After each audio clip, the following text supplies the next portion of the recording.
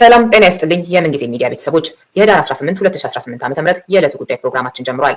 አቶ ጌታቸው ረዳ ከመህዲ ሐሰን ጋር በአልጀዚራ ሄድ ቱ ሄድ ፕሮግራም ላይ ከነበረው ሙግት ጋር በተያያዘ አንዳንድ ነጥቦችን በዚህ ፕሮግራም አነሳለሁ። ያው አንዳንድ ያልኩት በጣም ብዙ ነው እንዳያችሁት ሊነሳ የሚችለው ነገር የተነሱትም ነጥቦችና አስፈላጊ ከሆነ በሌላ ፕሮግራም መለስባቸዋለሁኝ። ለአሁኑ ግን እንደው የተወሰኑ ነገሮችን እናነሳለን።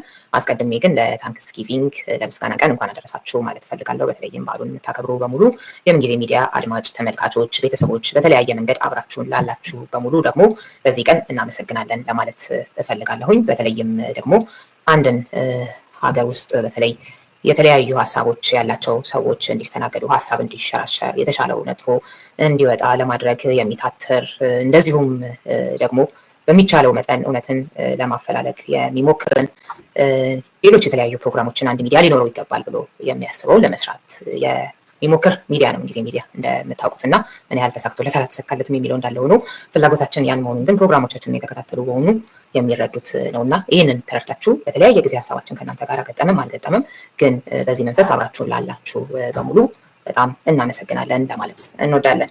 እንግዲህ ወደ አቶ ጌታቸው ረዳ ቃለ መጠይቅ ስመለስ መጀመሪያ በእንደዚህ አይነቱ ብርቱ ሙግት በሚደረግበት ፕሮግራም ላይ ለመቅረብ መድፈርና እዛ ጋም ደግሞ ያሳየው ምን ልበል ፐርፎርማንስ በጣም ጥሩ የሚባል ሆኖ ነው በበኩል ያገኘሁት። ያ ማለት እዛ ጋር በጥሩ መልኩ የተከራከረባቸው እንዳሉ ሁሉ ለማምለጥ የተሽለኮለከባቸው እውነት ያልሆነ ነገርም የገለጸባቸው የተለያዩ ሊነሱ የሚችሉ ነገሮች እንዳሉ ሆነው እንደው በአቶ ጌታቸው ቦታ ሌሎች ፖለቲከኞቻችንስ ቢሆኑ ኖሮ ሌሎች አክቲቪስቶቻችንስ ቢሆኑ ኖሮ እንደው ሌሎቻችንስ ብንሆን ኖሮ የሚለውንም መጠየቅ ያስፈልጋልና ከዛ አንጻር በተለይም ያቺ ቅንጭቧ ትናንትናም የተነጋገርንባት ቅንጭብ ቪዲዮ ብለን መረስ የሰጠ ነው። ያው ቅንጭብ ስለሆነ ሙሉ ሀሳብን አያሳይም። በዛ ላይ ደግሞ ማስታወቂያ ሲሰራ ምን ለማሳየት ነው የሚሰራው የሚለው እንደየሚዲያው እንደየጋዜጠኛው ሁኔታም ስለሚለያይ ለዛ ነው ቅንጭብ በሚል መልኩ ትላንትና የተወያየንበት ከእናንተ ጋር እና ዛሬ ሲታይ ምን ይመስላል የትላንትናው የፈጠረው ነገር አለ።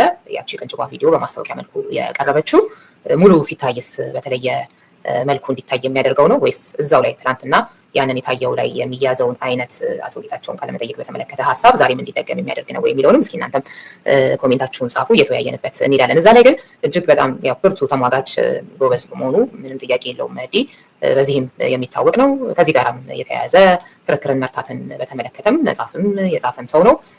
ግን እውነትን ለማፈላለግ ነው ወይ በዚህ ቃለመጠይቅ እንኳን እንደው ሌላውን ብንተው የሰራው ስራ ቢባል ያው እንዳልሆነ መቼም በደንብ ቃለ መጠይቁን የተከታተለ በሙሉ በነፃ መንፈስ ሊረዳው የሚችለው ነገር ነው ብዬ አስባለሁ። ቅንጭብ ቪዲዮ የወጣበት መንገድ ራሱ ከጄኖሳይድ ጋራ ከትግራይ ጄኖሳይድ ጋራ የተያያዘ ፓርት እና እሱ ጋራ ደግሞ ከጄኖሳይዱ በፊትም በኋላም መሀል ላይ ነው ጓደኛ የነበራችሁት የሚል ጓደኛ የሚለውን ከተለያዩ ክፍሎች ያው ያሉት ተያይዞ ስለሆነ የአንድ ላይ ሆኖ የሚሰጠው ደግሞ ስሜት አለ። ስለዚህ እዛም ላይ ዝም ብሎ እንደው የማጫወቻ ጉዳይ ነው ወይስ ደግሞ ሌላም አጀንዳ አለው ሚዲያው ጋዜጠኛው ከቆመበት አንጻር የሚለውንም እንዲፈተሽ የሚያደርግ እንጂ እንደው ተራ አጋጣሚ ተደርጎ የሚወሰድም አይደለም። በሙሉ በቃለ መጠይቁ ጊዜም ትኩረት ያደረገባቸው ነጥቦች ጋዜጠኛው ምንድናቸው የሚገልጽበት መንገድ አብዛኛውን ያው እንግዲህ ያለፈውን ሜጋ ሁሉ እያለ ነው ያው ይባላል በሚል ማለት ነው። ልክ እዚህ ጋር ማጋ እንደሚባለው ኢትዮጵያ ግሬት አጌን ምናምን የዲዛ አይነት ፕሮጀክት አብይ እንዳለው የመስፋፋት እንዳለው ከኤርትራ ጋር ተያይዞ በተለያየ አይነት መንገድ በየጥያቄዎቹ የሚታየውም ደግሞ ምን አይነት ፖዚሽን ነው ያለው ለየትኛው አይነት የፖለቲካ አመለካከቶች ልቡ ስስ ነው ወይም የቱ ጋር ነው የቆመው የሚለውንም የጋዜጠኛውንም የሚያሳይ ነውና ያው እንግዲህ ሲታይ ሞላ ባለመልኩ ከሁሉም አቅጣጫ ማለት ያስፈልጋልና እሱ ነገሮችንም ብዙ ማለት ይቻላል። ለማንኛውም የአቶ ጌታቸው ምላሾች ላይ እናተኩርና ሀሳብ እንሰጣት። እስኪ አንዱን ክፍል አድምጠን እንምጣ። You're working with the federal government that you spent years calling war criminals. You said Abiy Ahmed, and I'm quoting you, perfected genocide into an art form. Do you stand by those genocide accusations or have you walked them back now that you work with? Whatever the superlatives there, I know all kinds of crimes were committed in Tigray. Did Abiy Ahmed carry out a genocide? I will tell you this, as a lawyer, I cannot say who did this and that, but the crime was committed in Tigray. You're a lawyer? Yeah. Were you not a lawyer in 2021 when you said Abiy Ahmed has carried out a genocidal campaign? Yeah, I was a lawyer. Were you not a lawyer when you said Abiy committed genocide on the people of Tigray? I was a lawyer. And I was in the heat of a conflict that was claiming the lives of hundreds of thousands of people. So was it a genocide or not? I believe genocide has been committed in Tigray. By Abiy Ahmed? Well, I have to be responsible for my words now. So you weren't responsible And I am ready to stand by my position that genocide has been committed. I'm confused. Just to clarify for the audience watching, you still believe it was a genocide, yes, but you're not willing to say he did the genocide? Yes. It was a genocide that just happened by itself? No, there were so many actors involved. Okay. So what I'm saying is... Was he one of them? Well, the war on Tigray was led by Prime Minister Abiy Ahmed himself. So he led the genocide?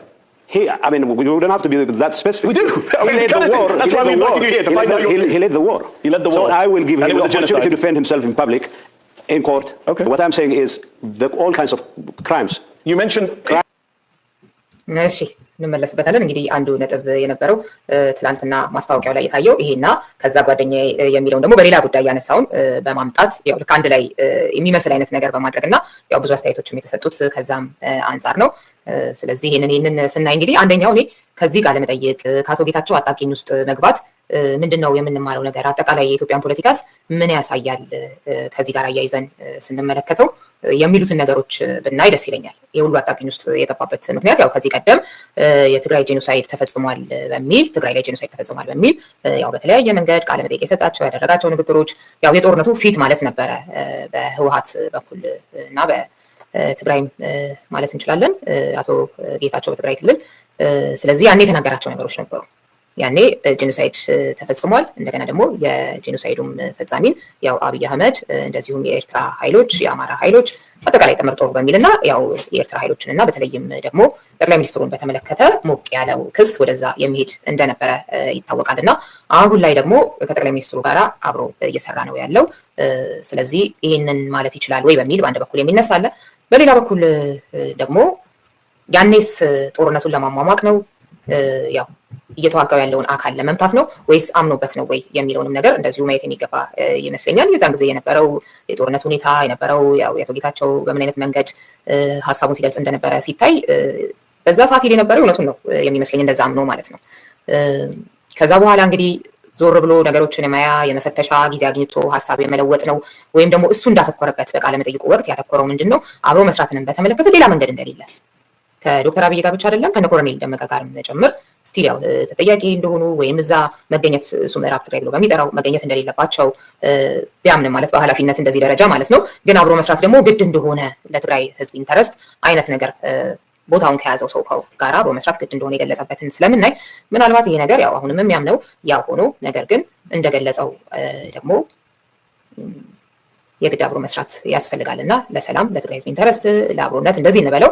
ስለዚህ አንዳንድ ደግሞ የማይላቸው እምነቱን የማይገልጽባቸው ነገሮች ናቸው ወይ የሚለውን ማየት እንችላለን። ለማንኛውም ግን የአቶ ጌታቸው ባህሪ ጋር እና ከዚህ ቀደም የሰጠው ብዙ ቃለ መጠይቆችን ስናይ በተለያየ ጊዜ ከ7 ዓመቱን በፊት ማለት ነው እንዲህ የሚሄደው ነገር አለ፣ በጣም አብዝቶ የሚሄደው ነገር አለ።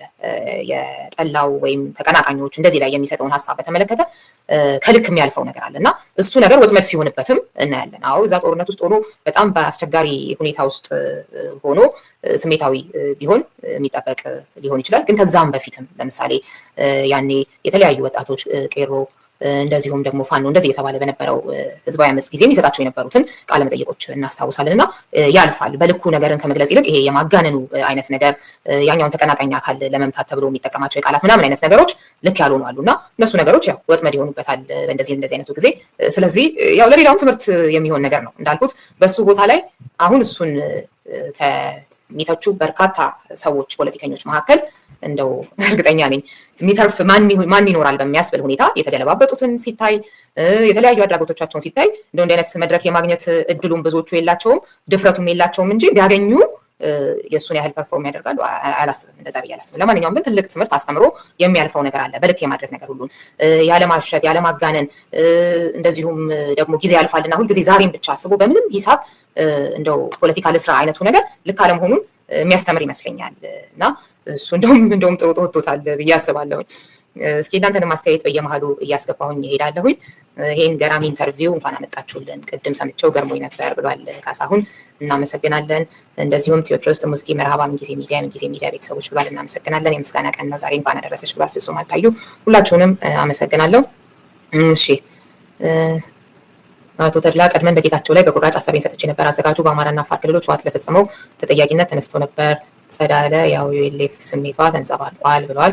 ያው እንግዲህ ኤልኤፍ ብሎ በዛ ደረጃ መግለጽ ልክ ነው አይደለም የሚለውን ባላውቅም ምን ያህል ከዛ ጋር አታች ነች የሚለውን ግን ምን አይነት የፖለቲካ አመለካከት ነው ያላት፣ ለምን አይነት የፖለቲካ ቡድኖች ነው ስስ የሆነችው፣ የምታነሳቸውስ ነገሮች የትኞቹን ነው የትኞቹንስ እንዳልተፈጠሩ ታልፋቸዋለች ወይ የሚለውን ያው በተለያዩ አጋጣሚዎች ይህንን ጨምሮ ማንሳት ይቻላል ይመስለኛል። እና አንዱ እዚህ ቃለ መጠይቅም ላይ ሌላ ትምህርት መወሰድ ያለበት አቶ ተድላሁን ካነሱት ጋር ብዬ የማስበው ዓለም አቀፍ ሚዲያው ላይ ትርክቶችን ለመቆጣጠር ምን አይነት ጥረት ነው የሚደረገው እንደ ሀገር በተለይ ልክ የሆነ ነገር የሚጠቅመንን ነገር እንዲያዝ ምን ያህል እንሰራለን፣ ተጽዕኖ ፈጣሪ ሰዎቻችንስ ምን ያህል ይሞክራሉ የሚለው ያው የራሱ የዓለም አቀፍ ሚዲያው ጥሩም ጎን እንዳለው መጥፎም ደግሞ ቢያዝ ያለው ነገር ብዙዎቹ ላይ እንዳለ ሆኖ ማለት ነው።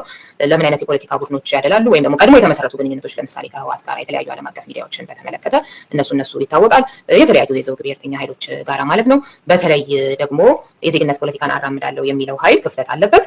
ከዛም በላይ ይመስለኛል ደግሞ የአማራ ብሔረተኞች ትልቅ ክፍተት ያለባቸውና በዚህ ቃለ መጠይቅም ላይ አንዱ የሚታየው ነገር እንግዲህ እንደዚህ አይነቶቹ ነገሮች ሲነሱ አማራ ክልል፣ አፋር ክልል የተፈጸመው ነገር ይነሳልና መነሳት አለበትና ይነሳልማ ያው የተነሳልን በበቂ ሁኔታ መህዲም ያነሳበት አለ። ግን ያነሳውም ልክ ሌላ ቦታ ላይ አቶ ጌታቸውን እንደያዘው እዛ ጋር በደንብ አድርጎ ወጥሮ ይዞታል ተብሎ አይታሰብም። ማለት አንድ ፎሎ ጥያቄ አስከትሎ ከዛ በኋላ በደንብ አልሄደበትም። ግን እዚህ ጋር አንድ ትልቁ ነገር ምንድነው መጀመሪያ ደረጃ ትናንትና እንዳልኩት ጄኖሳይድ ተፈጽሟል አልተፈጸመም ያው ይሄንን እንትንም ተርም ስለሆነ ከህግም አንፃር መታየትም ያለበት ነገር ስለሆነ ምን ይላል ይሄንን በሚመለከት ነው አይደለም ሊል የሚችሉ አካላት ምን ይላሉ የሚለው ነገር እንዳለ ሆኖ የተለያዩ ነጥቦችን በማገጣጠም ደግሞ የተለያየ ሰው በደንብ ስለ ጄኖሳይድ ግንዛቤ ያለው ዋር ክራይም፣ ኤትኒክ ክሊንሲንግ ምን አይነት ነገር ነው የሚሸከሙት እነዚህ ቃላት የሚለውን በቂ እውቀት ያለው ሰው ደግሞ የሚያስቀምጠው ነገር ሊኖር ይችላል። ያው በእኛ ሀገር ሁኔታ ግን በአብዛኛው ከአንድ አካል መጣ ጄኖሳይድ ነው ሁሉም የሚቀባበለው ነገር ነው። ጄኖሳይድ አልተፈጸመብኝም የሚልስ አለ ወይ በእኛ ሀገር ሁኔታ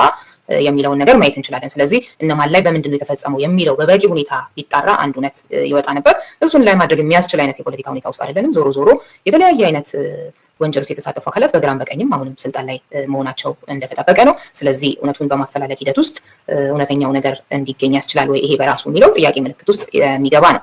እንግዲህ እዚህ ጦርነት ላይ በጣም በሚገርም ሁኔታ ናሬቲቭን እንዴት አድርጎ መቅረጽ እንደሚቻል ያየንበት ነው። በሀገር ውስጥም በኢንተርናሽናል ሚዲያዎችም የተለያየ አይነት አክሰስ ያለው ለሚዲያ ሰው በምን አይነት መልኩ ትርክቶችን መቅረጽ ይችላል ኃላፊነት ካልተሰማው ለኔ ለሚለው ብቻ ካደላ የሚለውንም ነገር ያየንበት ነው። የተለያዩ እንግዲህ ዓለም አቀፍ ተንታኞች በራሳቸው የሚያደርጉት ጥረት እንዳለ ሆኖ የተለያየ ደግሞ እንደየአቋማቸው እንደየሚሰሩበት ኢንተረስት የተለያየ ቦታ ላይ ሊቆሙ ይችላሉ። የግድ ለኢትዮጵያ ሕዝብ ኢንተረስት ይሰራሉ ማለት አይደለም። እውነትን ለመፈለግ የሚጥሩት እንኳን ትክክለኛውን ነገር ያገኛሉ ወይ፣ ከየት ነው የሚያገኙት እንትኖችን መረጃዎችን የሚለው ነገር መታሰብ ያለበት ነገር ነው። በዚህ ጦርነት ያው መጀመሪያ ሲጠባበቁ ነበር፣ ምንድን ነበር ሲሆን የነበረው በግራ በቀኝ የሚለው ይታወቃል። መጨረሻው ላይ ግን ሰሜን ዕዝን አጥቅቶ ህወሓት ጦርነቱን ጀመረ። ከዛ በኋላ የሆነው ነገር ምንድን ነው ሲባል ጦርነቱ ከተዋጊ ኃይሎች አልፎ ወደ ህዝብ የሚወረደበት ምንም የጦርነቱ ተሳታፊ ያልሆኑ አካላት የተጠቁበት ማለት በትግራይ በአማራም በአፋርም ማለት ነው። ስለዚህ የትኛው ቃል የትኛው አካባቢ ላይ የተፈጸመው ወንጀል ተፈጽሟል። ሶስቱም ጋር የጥምር ጦሩ አካላት የሆኑ የፌዴራል መንግስቱ የተለያዩ ኃይሎች መከላከያ፣ እንደዚሁም ደግሞ የክልል የተለያዩ ልዩ ኃይሎች የአማራ የአፋር እንደዚህ የተባለ ጥምር ጦር የሆኑት የተሳተፉበት፣ እንደዚሁም ደግሞ የኤርትራ ሰራዊት የተሳተፈበት። ስለዚህ ጥምር ጦሩ ታቅዶ ታልሞ አጀንዳ ተሰጥቶት ምናምን እንደዚህ አይነት ነገር ነው ብዬ ያላስብም። እሱን የሚያሳይም ነገርም የለም። ነገር ግን የተለያዩ አባላቱ ግን ግፍ ፈጽመዋል ትግራይ ላይ።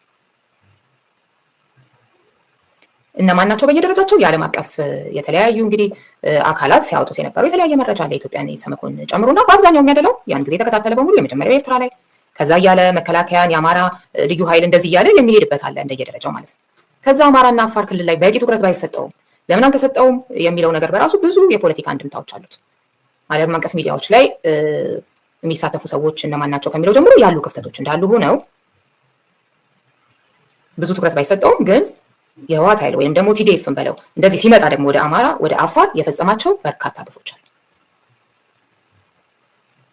በዚህ ፕሮግራም ላይ አንድ አንስቶታል መህዲ፣ ከዛ እሱ ጌታቸው የመለሰው አለ።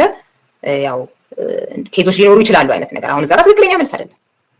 ምክንያቱም ትግራይ ላይ የተፈጸመውን ነገር ፈጻሚውን ለማለት አሁን ላይ ያኔ ፈጻሚ ነው የሚለውን ማለት ነው በሱ እምነት አሁን ላይ ለማለት አልፈለገም ወይ ሀሳብ ቀይሮ ነው ወይ አልደፈረም ካለበት ሁኔታ ምናምን። እሺ አማራና አፋር ላይ የተፈጸመውም ደግሞ በጣም ግልጽ ነገር ነው። እንደዛኛው ትኩረት ባይሰጠውም ዓለም አቀፍ ሚዲያዎች ለሱም የተለያየ ምክንያት ቢኖርም ግን መህዲ በጠየቀው እንኳን ከበቂ በላይ የሆኑ መረጃዎች ያሉበት የዓለም አቀፍ ሚዲያዎች የሚሆኑ ተቋማት ደግሞ የሰሩበት ሰብአዊ መብት ላይ የሚሰሩ የጠቀሳቸው የተለያዩ ቁጥሮች አሉ። 250 20 እንደዚህ እያለ ቤት ለቤት እየዞሩ የፈጸሟቸው የትግራይ ኃይሎች ግድያዎች እያለ ማለት ነው።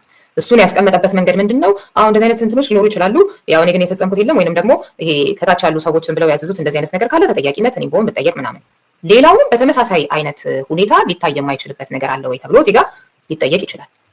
አዎ የተለያዩ አካላት ይዘው የገቡት የተለያየ ስሜት አለ፣ የተለያየ ዓላማ አለ፣ ምንም ጥያቄ የለውም። በጥምር ጦር ውስጥ የኤርትራ ኃይሎች የራሳቸው የሆነ ከዚህ ቀደም የነበረ ከህወሓት ጋር መረር ያለ ጸብ አለ። ከዛ በኋላ ደግሞ የመከላከያው ደግሞ ሰሜን እዝ ላይ መጠቃቱ የፈጠረው ነገር አለ። የአማራ ኃይሎች አለ። እንዲህ እያልን በየደረጃው ልናስቀምጠው የምንችለው ነገር አለ እና አሁን እዚህ ጋር አንዱ ነገር ምንድነው ልንማርበት የሚገባ ነው የሚመስለኝ ምንድን ነበረ እውነቱ የሆነው የሚለውን ነገር ሊያጠፋ በሚችል አይነት መልኩ የመጀመሪያው ተጠቂ የሚሆነው እንደሚባለው በጦርነት ጊዜ እውነት ነው። በእኛ ሀገር ሁኔታም ያው እውነት ጥቃት ተፈጽሞበታል።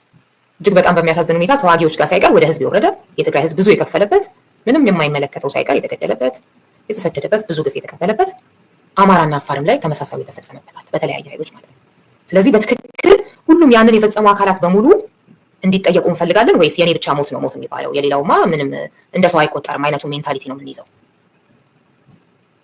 ስለዚህ አሁን አቶ ጌታቸውም ጋር የሚታየው ወይ እንደ አማካሪነቱ የሚናገረው ነገር አለ። ለምሳሌ ከኤርትራ ጋር ተያይዞ የተጠየቀው ላይ እሱ ጋር በቂ መልስ ተመጣበታለሁ እንደዚህ አይነት ነገር አለ። በሌላ በኩል በአብዛኛው ያው ጠያቂው የሚያተኩረው እሱም ደግሞ ልክ እንዳንድ የትግራይ ብሔርተኛ ልበለው እንዴት ብዬ ላስቀምጠው ወይም ደግሞ የህወሓት ሰው አሩን ነው አባባሉ ላይ እርግጠኛ አይደለሁኝም። በአብዛኛው ከትግራይ ኢንተረስት እሱ ከሚለው አንጻር ነው እየተናገረ ያለው።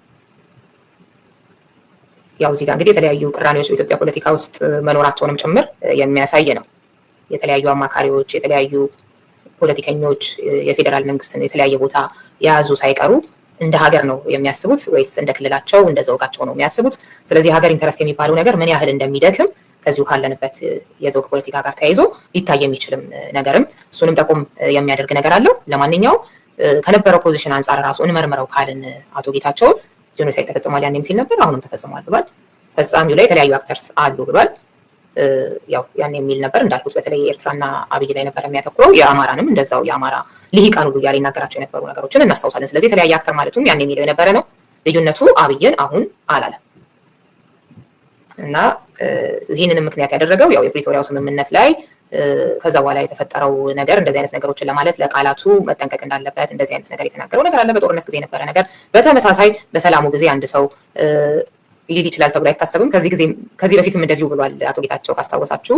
ያኔ አብይን እንደምለው እንድሰድበው ይፈልጋሉ፣ ካልሰደብኩኝ እንደ ባንዳ ያዩኛል አይነት ነገር ማለት ነው።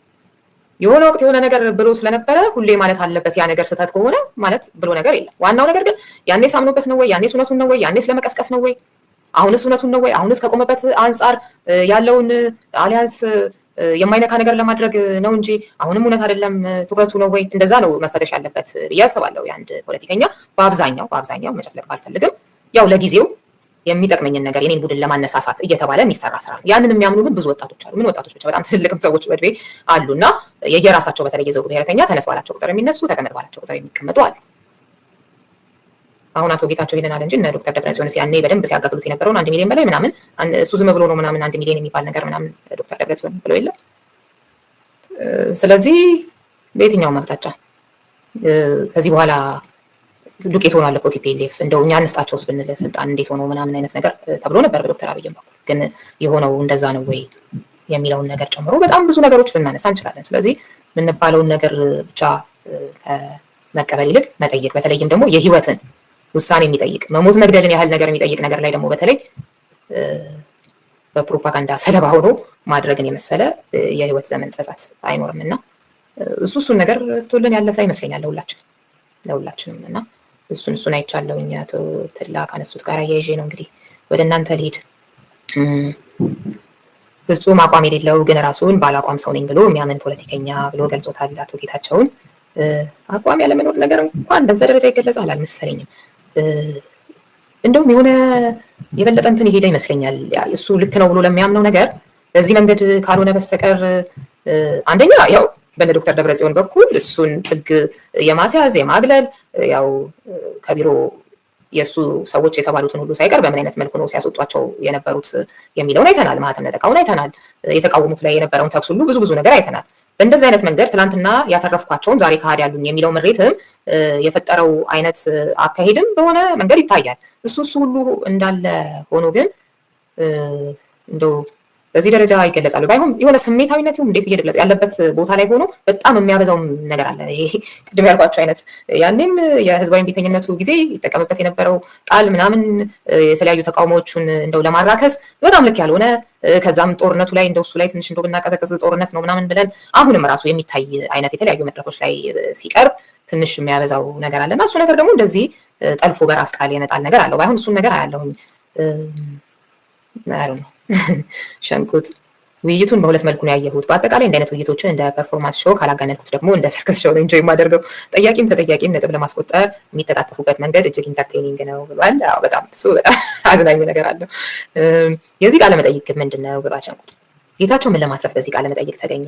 ከሰጣቸው መልሶች በመነሳት ስለ ህወሓት እንዲሁም የትግራይ ጦርነት ነጥቦችን በመገጣጠም ፍንጭ የሚሰጡ እውነታዎችን ማግኘት እንችላለን ብሏል። እውነት ነው። አሁን እኮ ይሄ ከሁለቱ ሰዎች ሙግት ባለፈ የኢትዮጵያን ፖለቲካ ራሱ በዓለም አቀፍ መድረኩ ላይ እንዴት እንዲታይ ነው የሚያደርገው የሚለው ነገር ራሱ አንድ ነገር ነው።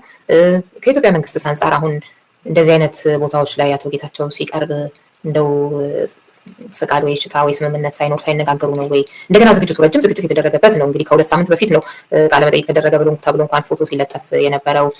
እንደገና ተጋባዥ እንግዶች ተገኝተው ያው ብዙ ነገር ተሰርቶ ነውና ምንስ ነው እንደው ዝም ብሎ ተራ ቃለ መጠይቅ የሆነ ማፋጠጥ አንድ ጋዜጠኛ እንደው ዝም ብሎ የሆነ ሰው አንስቶ አይነት ነገር ብቻ አድርገን ልንወስደው እንችላለን እሱ ወይ የሚለው ግቦቹንም መፈተሽ ያለብንም ይመስለኛል። እንዳልከው ሸንቁጥ የእውነት ይሄ ነው የምለው እርግጠኛ ሆንኩበት ነገር አላገኘሁም። የተለያዩ መላምቶችን ዝም ብዬ አስባለሁ። ምክንያቱም ሱል ሳድር ምናልባት የሚመጡልኝ የማያቸው የሚገጣጠሙልኝ ነገሮች ካሉ አሁን ግን በእርግጠኝነት እንዲህ ነው ማለት ይከብደኛል። ግን የሚገርም ነገር አለው። ምንድን ነበር የጠበቀው? ይህንን ጠብቆ ቢሆን ይሄዳል ወይ? የተወሰነ በዚህ ርዕሰ ጉዳይ ላይ ነው የሚባል የሚነሳለት አንድ ሁለት ነገር ይኖራል ወይስ ዝም ብሎ ነው የሄደው? እሱን ነገር ስላላወቅኩኝ ምናልባት እንዲህ ነው ብዬ በእርግጠኝነት መናገር ባልችልም እንዳልከው ግን መጠየቅ ያለባቸውን ጥያቄዎች ነው ያነሳኸው። እሺ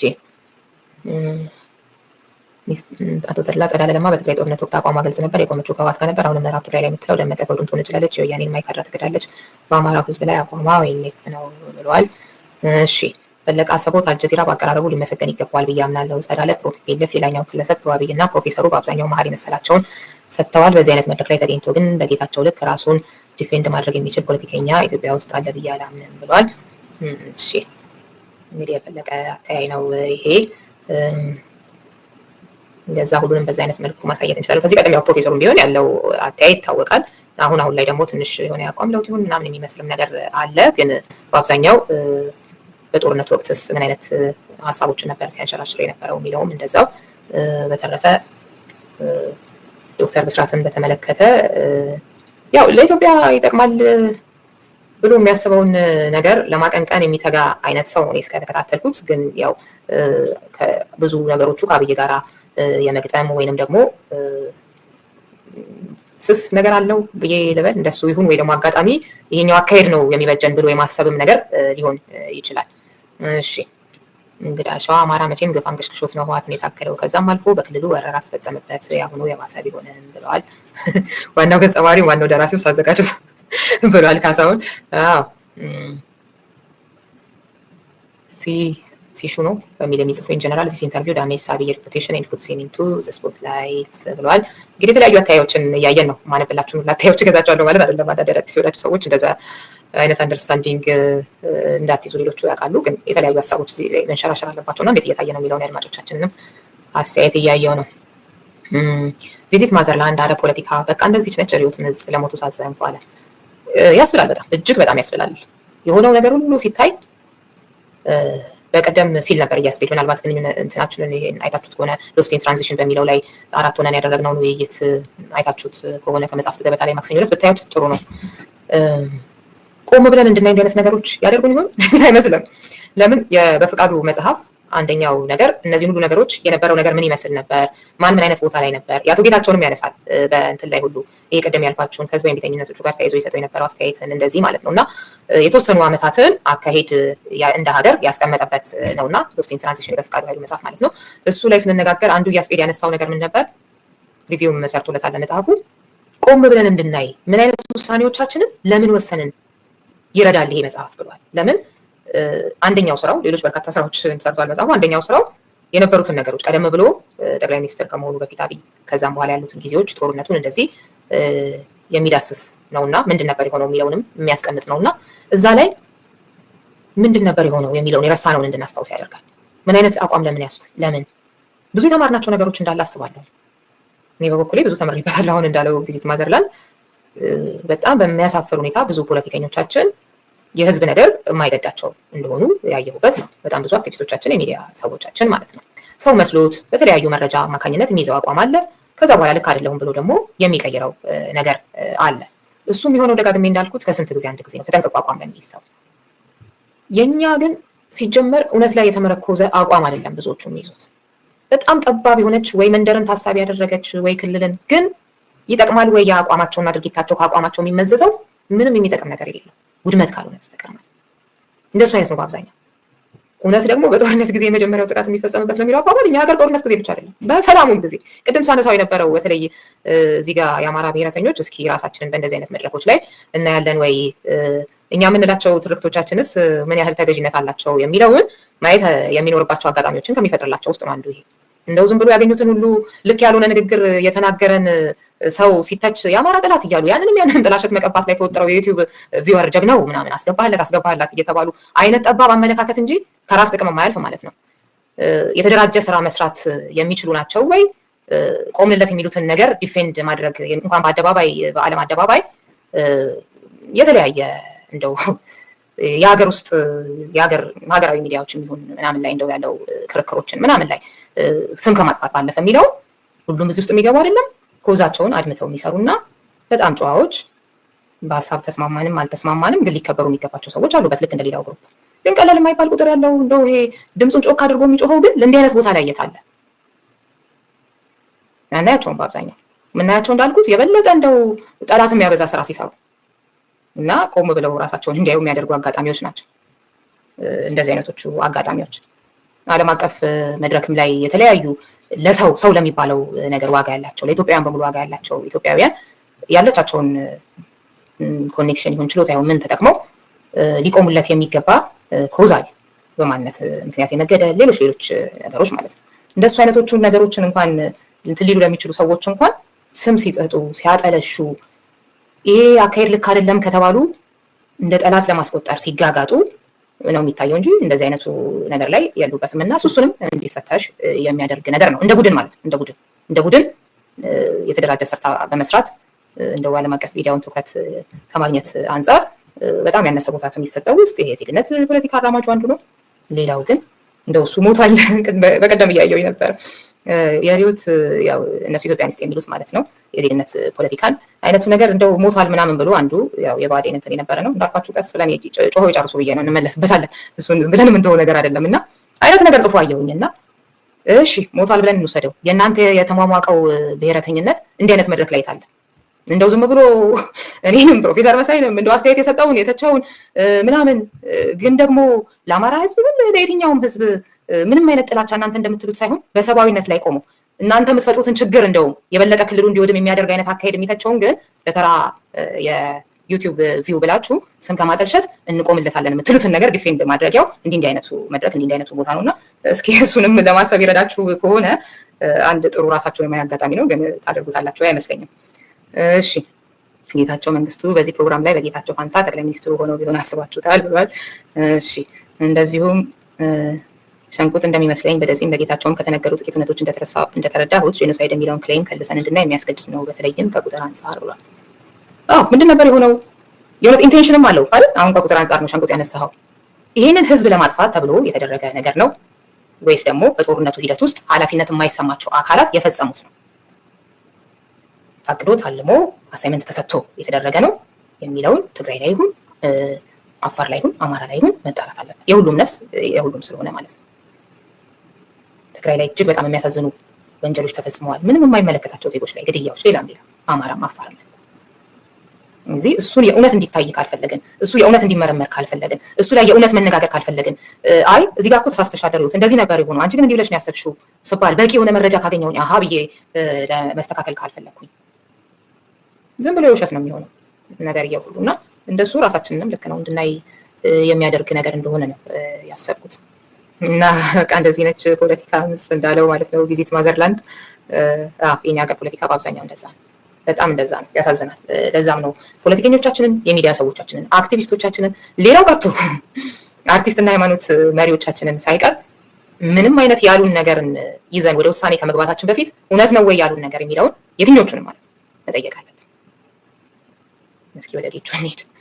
cleansing, genocide were committed. So you're right, there were well-documented war crimes committed by the federal government, by Eritrean troops, by Amhara militias, but human rights organizations in the United Nations also documented massacres of hundreds of people, including civilians, by Tigrayan forces, by your side. At the time, you labeled those claims, quote, a figment of someone's imagination. You called it a staged drama. Can you now admit that you were lying at the time to cover up war crimes by your forces? I was making a statement defending our decisions that there was no systematic attack against civilians by the Tigrayan forces, but to the extent that there were incidents, we were ready to hold ourselves accountable to any international tribunal. So when I say... You said at the time, these are just a figment of someone's imagination. There was no such thing as our forces going in every house and targeting civilians. They fought and our forces fought back. That sounds like it's not a war crime. But in the benefit of hindsight, I can see cases here and there where civilians were targeted. Here and there? Yes. One man said he counted 55 corpses as he escaped from his town in northern Ethiopia. He stepped over bodies scattered in the streets. Another asserted he was rounded up with 20 men who were shot in front of him. Yet others claimed Tigrayan forces went door to door, killing men and teenage boys. That happened on your watch.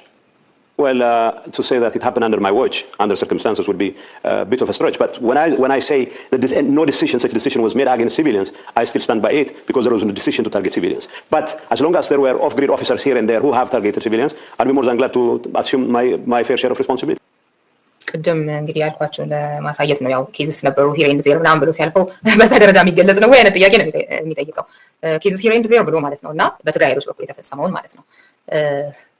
ነገር ግን ለምን እንደሆነ ያኔ ያለውን የገለጸበት መንገድ ያው በመህዲ በኩል ውሸት ወይስ ዲፌንድ ማድረግ በሚል የተገለጸው እሱ ዲፌንድ እያደረኩኝ ያለው አንዱ በጣም ልክ ያልሆነ ነገር የሚከተን ማለት ለራስም አይምሮም እንደው ምናምን እምነት አለ ካልንም ከዛም አንፃር የሚጋጭ ሀገራችንንም ችግር ውስጥ የሚከተን አይ ስለ ሀገር ምናምን አይመለከተኝም ስለሆነች ዘውጌ ሰፈሪ ወይም ክልሌ ነው የሚሉ ሰዎችንም ቢሆን ገደል የሚከተው ነገር የሚመስለኝ ይሄ ግሩፕን ዲፌንድ ለማድረግ የሚባል ነገር ማለት ነው። ልክ ካልሆነ ለምንድን ነው ዲፌንድ የሚደረገው? ለዛው በዚህ ደረጃ የሚገለጽ ነገር መህዲም ይሄንን ያነሳበታል። በተለይም ደግሞ ይሄ ያጋለጥካቸው ባልደረቦች 200 ምናምን ብሎ የሚያነሳው ማለት ነው የለቀቀውን ዶክመንት በተመለከተ የተለያየ የሰዎች ጎጥ ዝርዝር ማነው ዝውውር ምናምን ውስጥ የተሳተፉ ገታ ምናምን ውስጥ የተሳተፉ ሰዎችን በተመለከተ ማለት ነው ባልደረቦቹ እዛ ላይ ለምን አሁን ብሎ የሚጠይቀው ነገር አለ። ከዛ ጋር ተያይዞ የሚያነሳው ነገር አለ የውስጥ አንድነታችን መጠበቅ ምናምን በሚል ማለት ነው።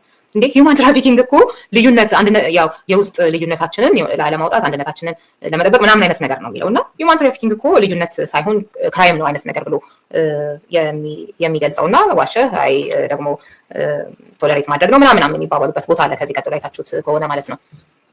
እሱ ጋም አንድ ትልቅ ነገር አስተምሮን አልፏል ብዬ አስባለሁ። ምንድነው ቶለሬት የምናደርገው ነገር እንዳለው እዚህ ጋር ሂውማን ትራፊኪንግ ስለተነሳ ነው። እሱ እኮ ክራይም ነው የሀሳብ ልዩነት አይደለም።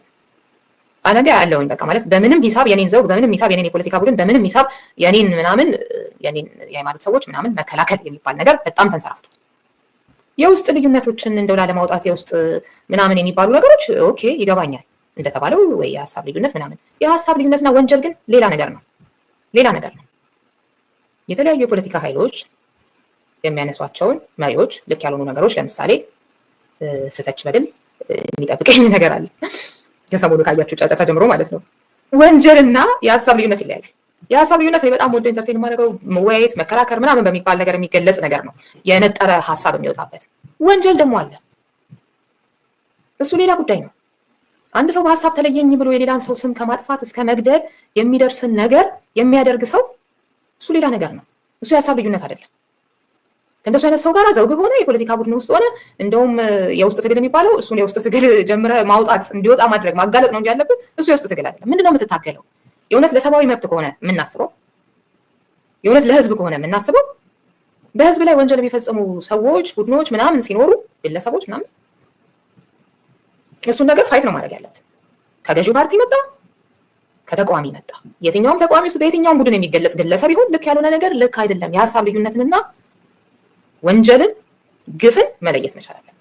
በእኛ ሀገር ሁኔታ ግን የምናየው ምንድነው በምንም አይነት ሚዛን የራስ የሚባልን ሰው መከላከል እና ምናልባትም እኮ እንዳለው በቃ ውስጥ ሆኖ እየታመመ እንትን እያለ ምናምን ያንን በእርግጥ ያገኘው ያው ጊዜያዊ አስተዳደር ላይ ሆኖ እንደሆነ እነዛን ወንጀሎች ምናምን የተረዳው አይነት ነገር ገልጿል እና እሱ እንደዛ አይነት ወንጀሎች ውስጥ እንደሌለበት ነገር ግን አንዳንዶቹ ነገሮች ሲታለፉ የነበረው ያው ህብረትን ለመጠበቅ ልዩነትን ወደ ውጭ ለማውጣት አይነት ነገር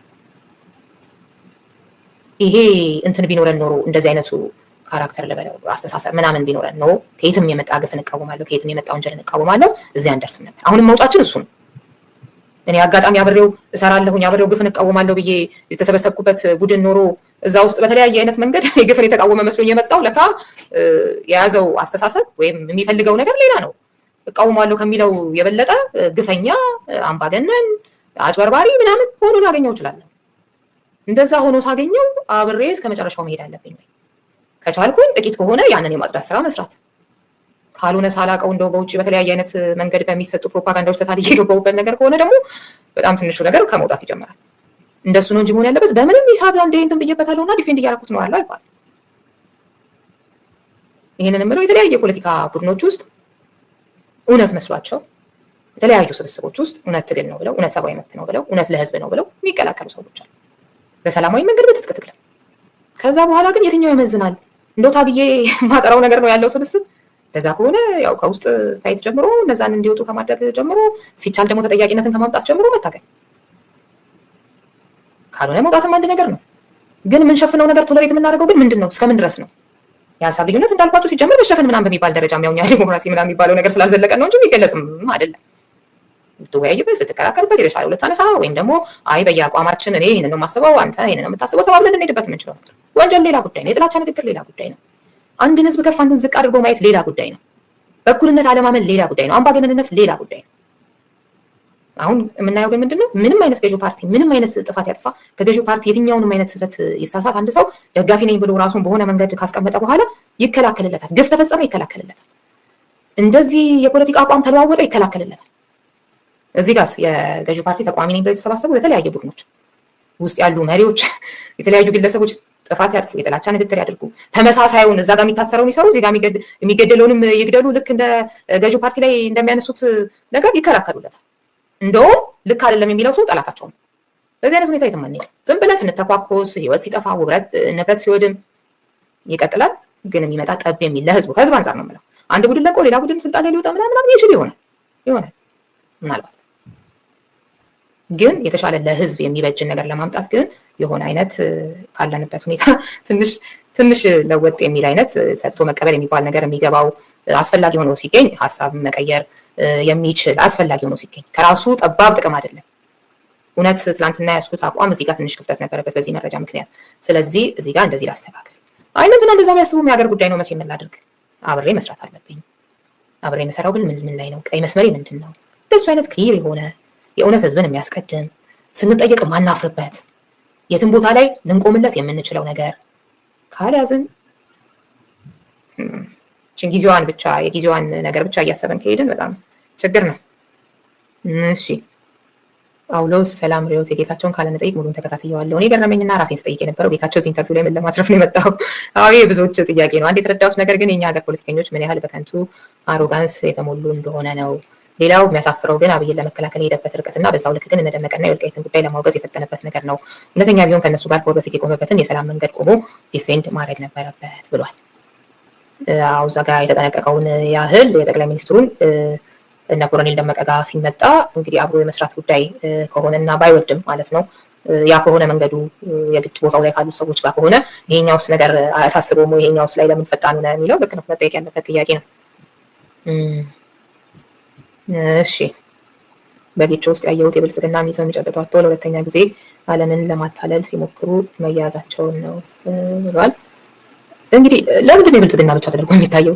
እዚህ ጋር እኮ እዚህ ላይ የቀረበው እኮ አቶ ጌታቸው የሀሳቡ አጠቃላይ ንግግሩ የተደረገው እንደ አማካሪ ብቻ አይደለም። እንደውም ከአማካሪነቱ የበለጠ የሚኮራው ልክ እንደ አንድ የትግራይ ብሔረተኛ ወይ በዛ በጦርነት ወቅት ፊት እንደነበረ ሰው የነበረው ነገር ነው።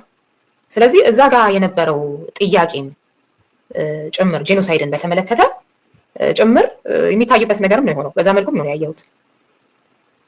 ምክንያቱም እንግዲህ ብልጽግና ተብሎ ሊታሰብ የሚችለው አሁን ይህንን አማካሪነቱ ጋር ከተያያዘ ያለውን ከሆነ በጣም አጭር ጊዜ ነው። እኔ እኮ ለምን አሁን እንደዚህ አይነት ጥያቄዎች እንደሚነሱ አይገባኝም ያለበትም አለ። ከጠቅላይ ሚኒስትሩ ጋር መስራት እኮ የጀመርኩት እኮ ጊዜያዊ አስተዳደሩ ከሾሙኝ ጊዜ ጀምሮ ለምንድን ነው አሁን እንትን መደረገኝ ተከትሎ ያው ከዛኛው የህወሓት ሳይድ ማለት ነው መገፋቱን አይነት ነገር ተከትሎ የመጣ አይነት ነገር ነው እንጂ ምንድነው ሲጀመር መስራት የጀመርኩት አሁን አይደለም ብሎ ያነሳው ነገር አለ።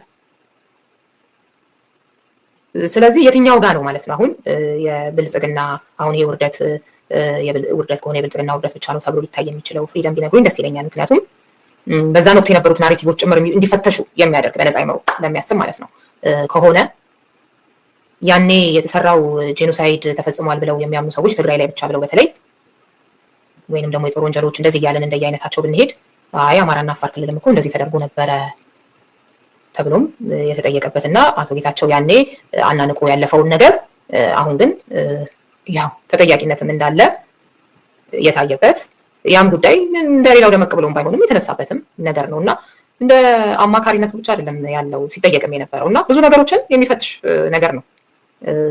የብልጽግና ውርደት ብቻ ብለን የምናየው አይነት አታያዩ ነው። እኔ እንደሱ አላየሁትም። ብዙ ነገርን የሚያሳይ ነው። በግልጽ የብልጽግናን ጄኖሳይድ እየተከላከለ ከብልጽግና ጋር እንዴት ያያያዛል ያለሽ አልገባኝ። ምንድነው ከብልጽግና ጋር እንዴት ያያያዛል ምን ማለት ነው? ከብልጽግና ጋር ብቻ እንዴት ያያያዛል ነው አንተ ላልከው ከብልጽግና ጋር ብቻ መጀመሪያ ላይ አድርገህ እንትን ላልከው ነገር ማለት ነው። እንግዲህ አንተ ጄኖሳይድ በብልጽግና ተፈጽሟል ብለህ ነው የምታምነው እንደገባኝ። እንግዲህ እንዳልኩት እስካሁን ድረስ ዓለም ያው ዋር ክራይም ኢትኒክ ክሊንሲንግ እንደዚህ ያለ ነው እየገለጸ ያለው ተጨባጭ የሆነ ምርመራ ተደርጎ የተደረሰበት ነገር እስካሁን ድረስ የለም። እስካሁን ግን በተለያዩ የመብት ተሟጋች ድርጅቶች ሲሰነድ ከነበረው ነገር ጋር በተያያዘ የተቀመጡት በዚህ አይነት መልኩ ነው። እዛ ላይ ደግሞ ማስ አትሮሲቲ እንደዚህ ኢትኒክ ክሊንሲንግ ዋር ክራይም እንደየተባለ የተቀመጠው ላይ እንደየደረጃቸው ተብሎ እንደየታሰቡ ነገር በተለያየ ጊዜ የተለያዩ ድርጅቶች አስቀምጠዋል። ስለዚህ አንተ እንዳልከው በብልጽግና በኩል ወይ ደግሞ በጠቅላይ ሚኒስትሩ በኩል ብቻ ያለው ነገር ሳይሆን ይሄኛውም ደግሞ ተነስቷል። እሱን ምናልባት አንተ አልሰማሁም፣ አለፍከው፣ መስማት አልፈለክም እንጂ እሱም ተነስቷል። ስለዚህ አዎ በአብዛኛው አሁን ከጠቅላይ ሚኒስትሩ ጋር እየሰራ ስለሆነ ብዙ ትኩረት የተሰጠው ማስታወቂያው ያ ስለሆነ ቅንጭብ ቪዲዮ ያ ስለሆነ ትኩረት የተደረገው እዛ ላይ ሆነ እንጂ ሙሉ ሲታይ ግን እነዚህ ነገሮችም እንዲነሱ ትግራይ ላይ የተፈጸሙትም የተለያዩ ግፎች አማራና አፋርም ላይ የተፈጸሙትም ያው መነሳት ባለባቸው ደረጃ ነው አይደለም የሚለው ነገር እንዳለ ሆኖ የኢትዮጵያና የኤርትራ ግንኙነት ተነስቷል። የጋዜጠኞች የፖለቲከኞች እስር ጉዳይ ተነስቷል። ብዙ ነገሮች ተነስተዋል። አሁን ካያያዝከውም ጋራ ተነስቶ ከተፈጸሙ ግፎችን በተመለከተ ትግራይ ላይ ብቻ ሳይሆን በትግራይ ኃይሎች ደግሞ ሌሎችም ላይ የተፈጸመውም ተነስቷል እና እንዴት አንዱን ብቻ እንዳየኸው አልገባኝም ለማለት ነው። እሺ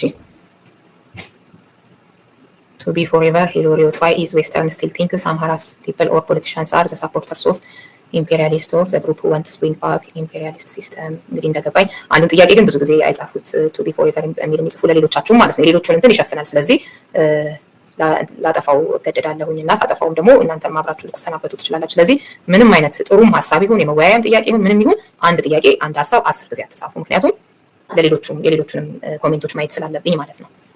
ይሄ ያው ብዙ ሊያስብል የሚችል ነገር ነው፣ ግን ብዙ ጊዜ በዓለም ሚዲያዎች እንደዚህ አይነት የማየት ነገር አለ። ከተለያየ ፖለቲካ አቋም የሚመነጭ አለ፣ ከተለያየ አይነት ትርክት የሚመነጭ አለ። ብዙ ነገሮችን ልናስቀምጥ እንችላለን በዚህ ፕሮግራም ብዙ እንዳያወጣን ብዙ አልሄድበትም። ግን አንድ ከዚህ ጥያቄ ተነስቼ እኔም አንድ ጥያቄ ልጠይቅ። ምንም ተራው ህዝብ ልክ እንደሌላው ህዝብ ሁሉ የአማራን ህዝብ ከተለያየ ከዚህ ቀደም ከነበሩ ገዢ አካላት ጋር ማያያዝ ግፍም ጭምር እንደሆነ አስባለሁ። እሱም እንደሱ አይነቱም ትርክት በተወሰነ መልኩ ምንበት ምክንያት አለ፣ ያመጣውም ነገር አለ። በሌላ በኩል ግን ቅድም ያልኳቸው አይነት ሰዎች ስለምመጣባቸው ማለት ነው በበቂ መረጃ ስለምመጣባቸው አሁን ይጨርሱ ብዬ ነው በቀደም ካነሳሁት ሀሳብ ጋር ተያይዞ ማለት ነው። አንዳንድ የአማራ ብሔርተኛ ነን የሚሉ ሁሉንም እዛ ውስጥ መጨፍለቅ ስለማልፈልግ ነው አንዳንድ በሚል የምገልጻቸው ማለት ነው የሚሉ የሰጡት አስተያየት እኔን በተመለከተ ያሉትን ነገር እያያችሁ ነው። እዛ ውስጥ የተነሱ ሀሳቦች ውስጥ የሚያስቁ አሁን ካሉት ነገር ጋር የሚሄዳልና እሱ ያስታውሱት ስለምመጣበት ማለት ነው። እንደዚህ አይነቶቹ ግለሰቦች ጭምር ናቸው ይህን ፕሮፓጋንዳ የሚሰሩት። ለአማራ መጥፎ አመለካከት ምናምን ያለው ብቻ ሳይሆን እራሳቸው የአማራ ብሔርተኛ ነን የሚሉ ሰዎች ይህን ፕሮፓጋንዳውን እርሶ ያሉትን የሚሰሩ አሉ። እኛ እንዲያርገነው ለሌላው ህዝብ እኛ እንዲያርገንለት የኛ አባቶች እኮ ነበሩ እንደዚህ ያቀኑትና እንደዚህ ያደረጉት ስልጣን ላይ የነበሩት የሚለውን በደንብ አድርገው ከኮሎኔል መንግስቱ በፊት የነበረውን ጊዜ በሙሉ የነሱ ጊዜ አድርገው የሚተርኩ በጣም ብዙ አሉ። በጣም ብዙ ማለት ነው።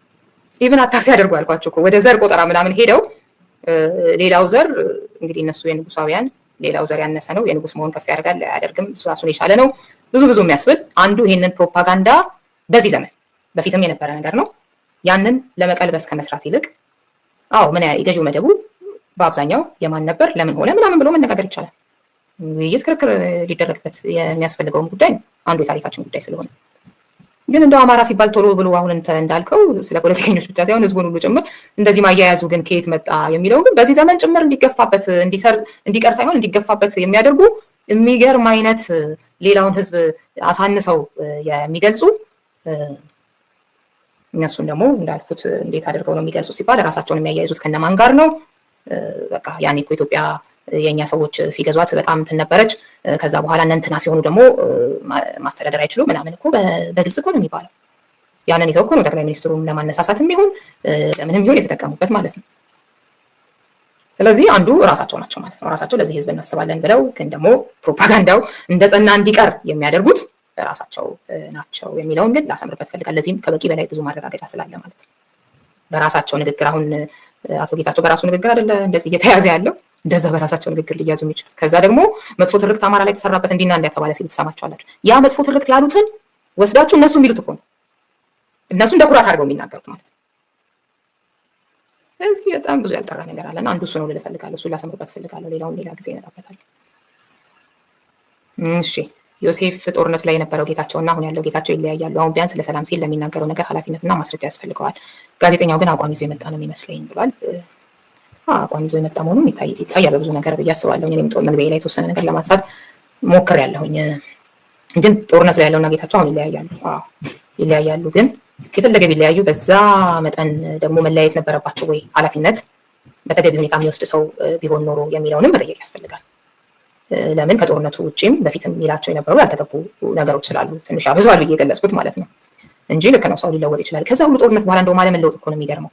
ለምሳሌ እኔ የማስበው ነገር ነበረ ማለት የሆነ ሰዎች በፊት በተለያየ አይነት መንገድ ስለሚደረጉ ጦርነቶች ሳስብ፣ በተለይም ደግሞ አሁን ከመብት ትግል ጋር ምናምን በሰላማዊ መንገድ ካልተቻለ ደግሞ መሳሪያ ማንሳትን በተመለከተ እንደ ችግር አድርጌ ብዙም አስቤ አላውቅም። አሁንም ችግር ነው፣ ኃጢአት ነው፣ ወንጀል ነው እያልኳችሁ አይደለም። ካልተቻለ ግን በጦርነት ወቅት ኢትዮጵያውያን ምን ያህል ተበላሽተን ቀላል ባይባል ቁጥር ያለን ወደ አረመኔነት መለወጣችንን ግን ያሳየኝ ጦርነት ሆነ። ይሄ ጦርነት ማለት ነው ህወሓት የሰሜን ዕዝን አጥቅቶ ከተጀመረው በኋላ ያለው ጦርነት ማለት ነው። ትግራይ ላይ የተፈጸሙት አሰቃቂ ግፎች፣ አማራ ላይ፣ አፋር ላይ የተፈጸሙት ግፎች ለካ ተዋጊዎች ጋር ብቻ አይቀርም። የሴቶች መደፈር ልክ እንደ ማጥቂያ የነሱ ያሏትን ሴት እንዴት አሰቃቂ ስንት ሴቶች እንደተደፈሩ ትግራይ ውስጥ ይሄ በተለይ እጅግ በጣም ብዙ ነገር እንዳስብ ያደረገኝ በሰዓቱ እንደውም ያው የተለያየ እውነቱንም ውሸቱንም የሚናገሩ ሰዎች ስለነበሩ ዝግ ስለነበር አስታውሳለሁም። እንደውም አንዷ ቀለም ሁሉ አድርጋችሁ በሌሎችን ሚዲያዎች ሲመጡ ምናምን፣ ስለዚህ የሚመጡትን ነገሮች እውነት የማይመስሉኝም ነገሮች ነበሩ። ግን በተለይ ከተከፈተ በኋላ ምናምን ያለው ነገር ማውቀውን መረጃ ባለኝ ጊዜ አወግዛለሁ። ግን መረጃዎቹን ብዙ የምጠራጠራቸው ነበሩ። ግን የሆነውን ነገር ያው አሁንም በሚገባ ሁሉም ነገር ትግራይ የሚሆን አማራ አፋር ውስጥ የተፈጸመው በተለይ እንደ አይነቱ ነገር ከባህላችንም አንጻር በበቂ ሁኔታ ይታወቃል የሚለው እንዳለ ሆኖ ከዛ በኋላ የተለያዩ ተቋማት ገለልተኛ ሊባሉ የሚችሉ በተለይ ያጠኑት ያዩት ራሳቸው ሄደው ያናገሯቸው ኦሮሚያ ላይ ራሱ በእንደዚህ አይነት መልኩ የተደረገ ጦርነት አሁን ከሚጠሩት ከሰሜን ዕዝ ጥቃት በኋላ ባለው ሁኔታ የሚሸፈን ባይሆንም ከመጀመሪያው ጀምሮ እስካሁን ድረስ ያለው ኦሮሚያ ላይ ያለውን ሲታይ ስለዚህ አሁን በጣም በስጋት የምመለከተው ነገር ነው። እንግዲህ ሰላማዊ ትግል ካልሆነ ምን ማድረግ ይቻላል ምናምን ብዬ እንደ በፊቱ ማስበው ነገር አይደለም። ለምን ለካ የሚቀረው ተዋጊዎቹ ጋር ብቻ አይደለም ውጊያው፣ ለካ ይህንን ያህል ዘግተናል። ስለዚህ በጣም በስጋት እጅግ በጣም በስጋት የማየው ነገር ነው። እንደገና ይሄ ነፃ አውጪ ነኝ ባዩ ሁሉ ታጋይ ነኝ ባዩ ምናምን ሁሉ ከጊዜ ጊዜ ራሱን የገለጠበት መጠን ምን ያህል እውነተኛ እንዳልሆነ አብዛኛው እንዳልኳችሁ ነው ቀደም አሉ እዚህ ውስጥ የእውነት ልባቸውን የሚሰጡ ሁሉ ነገራቸውን የሰጡ ሰዎች ማለት ነው። የተለያየ ቡድን ውስጥ ማለት ነው። አብሬ መጨፍለቅ ስለማልፈልግ ነው ሁሌም እስኪያሰለች ድረስ የሆነ አይነት ቅጽል የምጠቀመው። ግን ቀላል የማይባል ቁጥር ያለው ደግሞ ምን አይነት ነው እታገለዋለሁ ከሚለው አካል የተሻለ ነው ወይ በንግግሩ በድርጊቱ ነገ ስልጣን ቢይዝ ምናምን ብዬ ሳስብ በጣም የሚያሰጋ ነገር ነው። ለዛም ነው አሁን ላይ ብዙ ስጋት ያለኝ ስላለንበት ብቻ ሳይሆን ስለ ወደፊታችንም በተገቢ ሁኔታ ራሳችንን መመርመር ካልቻልን መፈተሽ ካልቻልን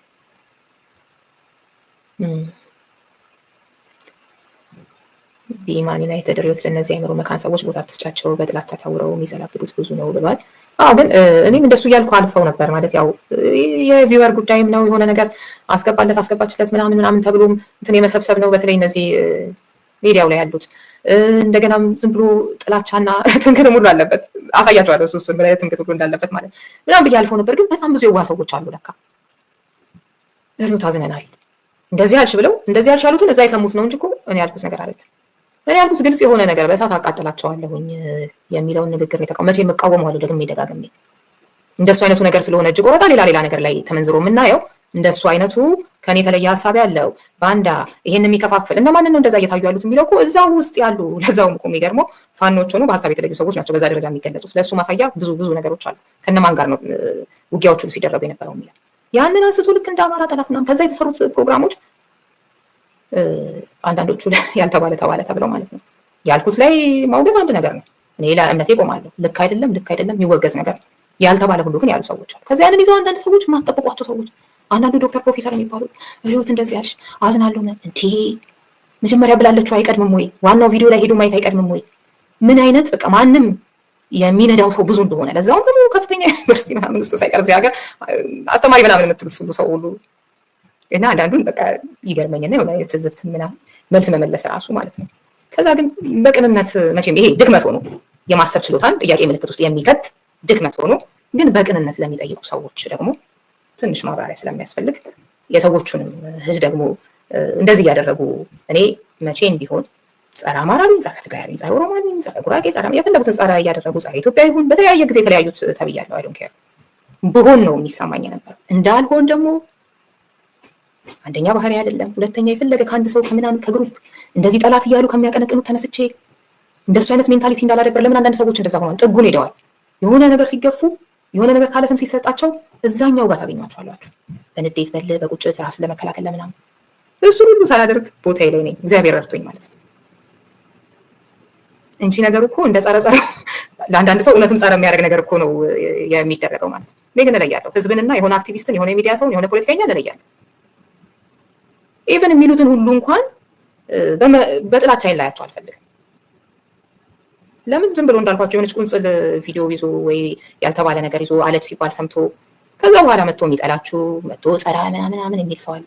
እሱ ሁሉ እንዴት ሊጠላ ባዶታዊ መንገድ ሲታይ ይችላል። ምስኪን ነው፣ ያሳዝናል። የማሰብ ችሎታው በጣም አነስተኛ ነው የሚለው ነገር ግን ይሰመርበታል። ለምንድን ነው የሚሰመርበት? አንድ ሰው መጀመሪያ ማድረግ ያለበት አንድን ሰው አዘንኩብሽ ከማለት በፊት የሚያሳዝን ነገር ተናግራለች ወይ የሚለውን ቼክ ማድረግ ከዛ በኋላ የተናገርኩትን ነገር በትክክል ከሰማ በኋላ መውሰድ ይችላል። እዛ ጋር ልዩነት ሊኖር ይችላል ምናምን፣ እሱ ሌላ ጉዳይ ነው። መጀመሪያ ግን ተብሏል ወይ አለች የተባለው ነገር ተብሏል ወይ የሚለው እንዳልኳችሁ ነው። ያልኩትንም ያሏሉ ያልኩትንም ያሏሉ። በሳት አቃጥለዋለሁን ተናገረችብን ብለው የተናደዱት ዛሬም ነገ እናገራለሁ። ልክ አይደለም፣ የሚወገዝ ነው። የግድ ከሆነ ጠርዝ ሲመጣ ብቻ አይደለም ክፋት፣ እንዲህ አይነት አሰቃቂ የሆነ ግፈኝነት የሚወገዘው ከየትም ሲመጣ ነው። ስለዚህ ጨምርላችኋለሁ። ስለዚህ አንድ ልክ ያልሆነ ነገርን የተናገረን ወይ የሚያደረገን ሰው ጸረ ከሌ መናገር የሚያስብል ከሆነ እንደዛ ያስብላል ብሎ የሚናገረው ሰው ይፈር እንጂ ለምን አፍራለሁ? ስላሰብኩኝ ለህዝብ ለአብሮነታችን ስላሰብኩኝ ለምን አፍራለሁ? ያረ በጣም ያስቀኛልና መጀመሪያ ስሙ። እሺ፣ ለዚህ ጉዳይ ብቻ አይደለም ለየትኛውም ጉዳይ አቋም ከመያዝ በፊት ስሙ። ከዛ ሰምታችሁ ከዛ ከተባለው ነገር ጋር ችግር ካለ እሱ አንድ ነገር ነው። መነጋገር፣ መወያየት፣ መከራከር ይቻላል። በጣም የሚያሳፍረው ግን ሳይሰማ አንድ ሳይሰማ ሁለት ደግሞ ምን ሲደረግ የኛን ሰው አይነት ጥጋብ ማለት ነው። ምን ሲደረግ የእነንትና ሰው ምን ሲደረግ ይነካል? እሱ ሰው አይደለም እንዴ? ልክ ካልሆነ የማንም ሰው ይተቻል። ለኔ በሰውነት ለኔ በዘውግ መሃል ለኔ በጎጥ መሃል ልዩነት የለም። በጎጥ መሃል ልዩነት ያላቸው፣ በሰዎች እኩልነት መሃል ልዩነት ያላቸው ወይንም ደግሞ ገንዘብ እንደሚከፍሏቸው ምናምን ባለ ሀብት እንዳላቸው ሰዎች ምናምን ምክንያት የሆነ ነገርን ፕሮፓጋንዳ የሚሰሩ ሰዎች ሊለያይ ይችላል የሰው። ለኔ ግን ሰው እኩል ነው። ኢትዮጵያ ውስጥ ያሉ የኢትዮጵያውያን ልጆች በሙሉ በዘውግ አስቀምጧቸው፣ በሃይማኖት አስቀምጧቸው እኩል ናቸው። ልክ ያልሆነ ነገር ከየትኛውም ቦታ ሲመጣ ያንን ሰው እንደ ግለሰብ አይቼ የሚመራው የፖለቲካ ቡድንና ምናምን ሲኖር ደግሞ የበለጠ አውዳሚ ስለሆነ ማለት ነው ከዛ የሚወጣ መጥፎ ቃል ተከታይ ስላለውና መሬት ላይ ሊተረጎም ስለሚችል ንግግሩ እሱን ተቻለሁ። መቼም ማለት ነው መቼም አላቆመም። እንደዚህ አይነት ፕሮፓጋንዳ፣ እንደዚህ አይነት ስም ማጥፋት፣ እንደዚህ አይነት ምናምን ኖ ሁሉንም ሰው አትሰሩትም። ሁሉንም ሰው ጥግ አታስይዙትም። ይሄንን ማወቅ አንድ ጥሩ ነገር ይመስላል። እሺ ወደ ጌች እንመለስ። By Sadale Lama, editor of the Addis Standard newspaper. Were you surprised, Sadale, to see Getachew join Abiy Ahmed's administration? What does that mean for the victims of the war? He says he feels like he's atoning for things. I think it's one of the greatest tragedies, Getachew. This is not just a moral collapse. This risks erasing morality altogether. You agree that a genocide took place, and it's not just a figment of imagination. You mentioned about, I would call it pragmatism, or working from wisdom to solve this problem. And I think your supporters also say the same thing. What have you done so far? Have the people of Tigray been compensated, redress, justice? Have the federal government tried to incorporate, after you even came to it, incorporate Tigray into the federation? The answer is no. Okay. Is there any justice to the victims? The answer is no. Bisrat Lamessa is an independent researcher, runs the think tank and Nexus Forum for Research and Dialogue. Do you agree with Sadali's point that he may have joined the government, he may be trying to do good, but where are the results? What did you make when you heard the big news that he had come and joined Abiy Ahmed? I don't agree with Sadali, unfortunately. Well, one thing, it hasn't been designated as a genocide. This is a very sensitive concept that we shouldn't casually throw around. But when it comes to Getachew, I believe this is a very pragmatic move that has positive dividends at multiple levels. This is not a simple alliance between two individuals. People are rejecting TPLF's 50-year autocratic monopoly over the people's political, civil, and economic lives. They want a new political dispensation which is democratic, inclusive, open, and diverse. And I believe such a move is an ideal opportunity to create an alternative space that will enable Tigray to renew itself from within. So Bisrat makes the case. እሺ እዚህ ጋር እንግዲህ ሁለት የተለያዩ አታዮችን የምናይበት ነው በጸዳለ በኩል እንደዚሁም በዶክተር ብስራት በኩል ማለት ነው። አንደኛው ያው ትራጀዲ ብላ ነው የገለጸችው ጸዳለ የሞራል ኮላፕስ ብቻ ሳይሆን እንደው ጭራሽ በቀጣይ እንደው ጭምር እንደው ሞራሊቲ የሚባለውን ነገር ድምጥማጡን ያጠፋ አይነት ነገር አድርጋ የገለጸችበት ነው። ያው በጠቅላይ ሚኒስትር አብይ ጋር መስራቱን በተመለከተ ማለት ነው ኮምፐንሴት ተደርጓል ወይ ፍትህ ተበየኗል ወይ ለትግራይ ህዝብ እንደዚህ እንደ ከሌላው ጋር እንዲዋሃድም ከተቀረው ምናምን ጋር እሱ ተደርጓል ወይ ብላ ያው ጥያቄ ሳይሆን ነው ብላ ነው ራሷ የምትመልሰው። ስለዚህ ትራጀዲ ነው መሆን የሌለበት ነገር ነው ያደረከው ነው አቋም የተገለጸበት ነው ጥያቄ አይነት ነገር አይደለም። ከዛም ያው ዶክተር ብስራት ሀሳቡን የገለጸበት ነገር አለ። እሱ ደግሞ ልክ እንደ እድል እንደሚያየው እነዚህ የተባሉት ነገሮች ለማምጣት የሁለት ሰዎች ግንኙነት አይነት ነገር ሳይሆን አብሮ መስራቱን እንደ ጠቃሚ ነገር እንደሚያየው የገለጸበት አይነት ነገር ነው። እንግዲህ እዚህ ጋር በትክክልም ይሄ የተባለውን ነገር ያመጣል ወይ ግንኙነቱ ወይስ አያመጣም ወይ ምን እያደረገ ነው ያለው የሚለው መጠየቅ ያለበት ግን መስራት የለበትም ጄኖሳይድ ፈጽሟል ብሎ ከሚያስበው ሰው ጋር ወይንም ደግሞ እንደየእምነቱ ለምሳሌ እንደጸዳለ ጄኖሳይድ ፈጽሟል ከተባለ ሰው ጋር ከሆነ ሁለተኛው ነገር ግን እንዴት ሊመጣ እንደቻለ አልገባኝም። ማለት የጠየቀቻቸው ጥያቄዎች አሉ ኖ ብላ ማለት ነው። እነዛስ ቢሆኑ ኖሮ አሁን አቶ ጌታቸው እንዳለው ለትግራይ ህዝብ መልካምነት ወይም የተሻለ ነገር ካለበት ነገር ለመውጣት ምናምን አይነት ነገር እየሆነ ከሆነ ያለው አሁን ከጠቅላይ ሚኒስትር አብይ ጋር ያለው ግንኙነት ማለት ነው እነዛ የተባሉት ነገሮች በበቂ ተሟልተዋል ተብሎ ቢታሰብም ግን ጄኖሳይደር እንግዲህ ከተባሉት አንፃር ማለት ነው የሚሉት ሰዎች ጋር ልክ ነው ማለት ነው። መስራት የለበትም ነው አይደለ? ጄኖሳይደር ናቸው መስራት የለበትም ከተባለ አንድ ነገር ነው። ካልሆነ ደግሞ የተጠየቁት ጥያቄዎች ተጠየቀው ነው ከሆነ መልሱ የስ ቢሆን ኖሮ ግን አይ ምንም ማድረግ ዋናው ነገር እነዚህ ነገሮች በኋላ ላይ ለማስተካከል ነገሮችን ተጨማሪ ችግሮች እንዳይመጡ ለማድረግ የሞከረው ሙከራ ተሳክቷል። ስለዚህ መስራቱ ልክ ነው ወይ ነው የሚባለው። ስለዚህ የሚመዘነው በምንድን ነው? አብሮ መስራቱ በምንም ሂሳብ ልክ አይደለም ከሆነ ልክ አይደለም ነው። እነዛን ለውጤቶች ቢያመጣም ባያመጣም። ስለዚህ ሁለቱ ነገሮች አለው ነው በኔ በኩል የተጋጩ ሆነው አግኝቻቸዋለሁ። ፈጽሞ መስራት የለብህም ነው። አይ ውጤት ለማምጣት ደግሞ መስራት አለብህ ከሆነ ውጤት እኮ እያመጣህ አይደለም ያላመጣኸው ደግሞ በዚህ ምክንያት ነው። በጠቅላይ ሚኒስትሩ ምክንያት ወይ በራስህ ምክንያት ወይ በሁለታችሁም እንዲህ አይነት ምክንያት ነው። ሁለቱን ለይቶ ሲቀርብ ብዙ ጊዜ ከሚሰጡ ምላሾች መረሳችን ጌታቸው ቃል መጠይቅን ያገኘው ምላሽ አንጻርም አላየሁትም። በትክክልም መስራቱ ነው የጠቀመው የነ ዶክተር ደብረጽዮን አካሄድ ነው። ዶክተር ደብረጽዮን ሳይፈልጉም ነበር ወይ አቶ ጌታቸውንም ሆነ በኋላ እኮ ጀነራል ታደሰን ጠቅላይ ሚኒስትሩ ናቸው አይደለ የመረጡት እንጂ እኮ ጊዜያዊ አስተዳደር እንደዚህ ላይ እነሱ አይፈልጉም ነበር ወይ የሚለው መታሰብ አለበት። እሱ እንዳለ ሆኖ ግን የትኛው አካሄድ ነው የተሻለ ለተዘረዘሩት ጉዳዮች ለትግራይ ህዝብ ይሁን ለተቀረው ኢትዮጵያ ህዝብ የሚጠቅመው የትኛው አካሄድ ነው የሚለው መታየት ያለበት ይመስለኛል። እና እሱን ሁለቱንም ግን በደባለቀ አይነት መልኩ መስራት የለበትም ከተባለ እንዳልኩት የለበትም ነው። አይ ውጤት ለማምጣት ነገሮችን ለማሻሻል ምናምን ደግሞ መሰራት አለበት ከተባለ ደግሞ እሱ ሌላ ጉዳይ ነው። ስለዚህ መመዘኛው ተደባልቆ የቀረበ አይነት ነገር ሆኖ አይቼዋለሁኝ በጸዳለ በኩል። እንደዚሁም ከዚሁ ጋር ተያይዞ እንግዲህ አቶ ጌታቸውም የመለሱት ምላሾች አሉ። በጣም ለሞራል አይደለም አይነት ነገር ተጠያቂ መሆን እንዳለበት ለመጠየቅም ፈቃደኛ እንደሆነ የገለጸበት ጉዳይ አለ እና የሆነ የሞራል ጉዳይ አይደለም አይነት እዚህ ጋር ምናምን ብሎ የገለጸው ነገር አለ። የሆነ ጊዜ ላይ ደግሞ ኮምፕሌን ማድረግ ብቻ አይደለም የሆነች አንዳች አይነት ለውጥ ለማምጣት ብሎ የገለጸው ነገር እሱም መነጋገሪያ መሆን ያለበት ይመስለኛል። ከምናደርገው ኮምፕሌን ባለፈ የሆነ ነገርን ለመቀየር ምን ያህል በተጨባጭ ምን እናደርጋለን? የአቶ ጌታቸው አካሄድ የትግራይን ህዝብ ጥቅም የሚጎዳ ነው ወይስ የሚጠቅም ነው? አብሮ መስራቱ መሾሙ ብቻ ጎጂ ነው ወይስ ደግሞ በምን አይነት መልኩ ነው እየሰራ ያለው የሚለው ነው መታየት ያለበት። እነሱ ሁሉ ነገሮች መታየት ያለባቸው ይመስለኛል። እና አንዱ በጣም ሲወቀስ ያየሁት በዚህ ቃለ መጠይቅ ላይ እንዴት ተደርጎ ከጄኖሳይድ ፈጻሚ ጋር ያው ይሄንን እንግዲህ ጄኖሳይድ ተፈጽሟል ብለው የሚያምኑ ትግራይ ላይ ማለት ነው ቅንጭብ ቪዲዮ ወጣ የነበረው በርካታ በተለይ የትግራይ ልጆች ይሄንን ቢሉ ብዙ የሚገርም አይመስለኝም። ለምን ብለው ያምኑ ነበረ? የእውነታቸውን የሚያምኑትን ነው የምላችሁ። ስለዚህ አሁን የተከጂነት አይነት ስሜት ቢገጥማቸው ለምን አላለውም ያኔ አብይን ሲል አሁን አላለም ቢሉ የሚገባ ነገር አለው። ያልገባኝ ምንድነው ትላንትና የሰሜን ዕዝን አጥቅቶ ህወሓት ጦርነት በመክፈቱ መከላከያ ተጠቃ፣ ስለዚህ ልክ አይደለም ብሎ ጦርነት መደረጉን ከህወሓት ጋር ማለት ነው። እነዚህ ነገሮች ተደባልቀው ይቀርባሉና መደባለቅ የለባቸውም። ልክ ነው፣ ከመከላከያ ጎን መቆም ያስፈልጋል ብሎ የነበረ ሰው በመሃሉ የተፈጸሙ ግፎች አሉ፣ እሱ ሌላ ጉዳይ ነው፣ በሱ እውቅና መስጠት። ግን ለምን ጄኖሳይድ አብይ ፈጸመ አላለም ብሎ አብሮ አስተያየት ሲሰጥ አብሮ አብይን ሲያወግዝ በጣም ብዙ ሰው ደግሞ አይቻልም። ታዲያ እኔ ጄኖሳይድ ይፈጸማል ብለው የሚያስቡት ነገር ላይ ነበር እንዴ ድጋፍ ሲሰጡ የነበረው? እነሱ መህዲ ጋር ቢቀርቡ ኖሮ ምንድን ነበር የሚሆኑት? እንዴት ነበር የሚመልሱት? በጣም የሚገርም ነገር ነው ያየሁት። እኔ በኩል እንዳልኳችሁ ያው ከጦርነቱ ከተጀመረ በኋላ የተፈጸሙ ግፎች አሉ ሶስቱም አካባቢዎች። ለሶስቱም ድምጽ ማሰማት ያስፈልጋል፣ ተጠያቂነትን መጠየቅ ያስፈልጋል። ከዛ በተረፈ የሰሜን ዕዝን አጥቅቶ ህወሓት ጦርነቱን ስለጀመረ መከላከያ ፌዴራል መንግስቱ ምላሽ መስጠት የለበትም ወይ? መዋጋት አልነበረበትም ወይ? ነበረበት፣ ምንም ጥያቄ የለውም። ያ ማለት ግን ንጹሃንን መጉዳት አያካትትም፣ ሴቶችን መድፈር አያካትትም። ያንን ያደረጉ የጥምር ጦሩ አባላት አሉ። የተወሰኑት ተጠያቂ ተደርገዋል ተብሏል። በበቂ ሁኔታ ሊደረጉ እንደማይችሉ ብዙ ማሳያዎች አሉ።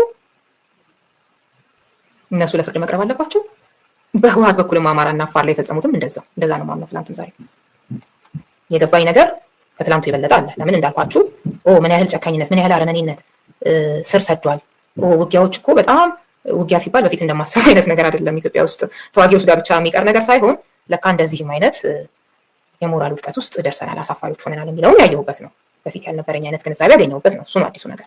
ስለዚህ አሁን በጣም እሰጋለሁ። በማንም መሀል ጦርነት እንዳይጀመር ነው በተቻለ ይመጣል የምፈልገው። ከዛ ውጭ ግን የተለየ እንደው ሌላ መረጃ እስካሁን ያላገኘሁት ነገር ካልመጣ በስተቀር እስካሁን ያሉት መረጃዎች ሁሉ አሁን ያልኳችሁን ነገር የሚያጠናክሩ ሆኖ ስለሆነ ያገኘኋቸው ይህንን ነው ላስብ የምችለው። ሌሎቻችሁስ ምን ትላላችሁ? የእናንተን ደግሞ አስተያየቶች ላስገባ።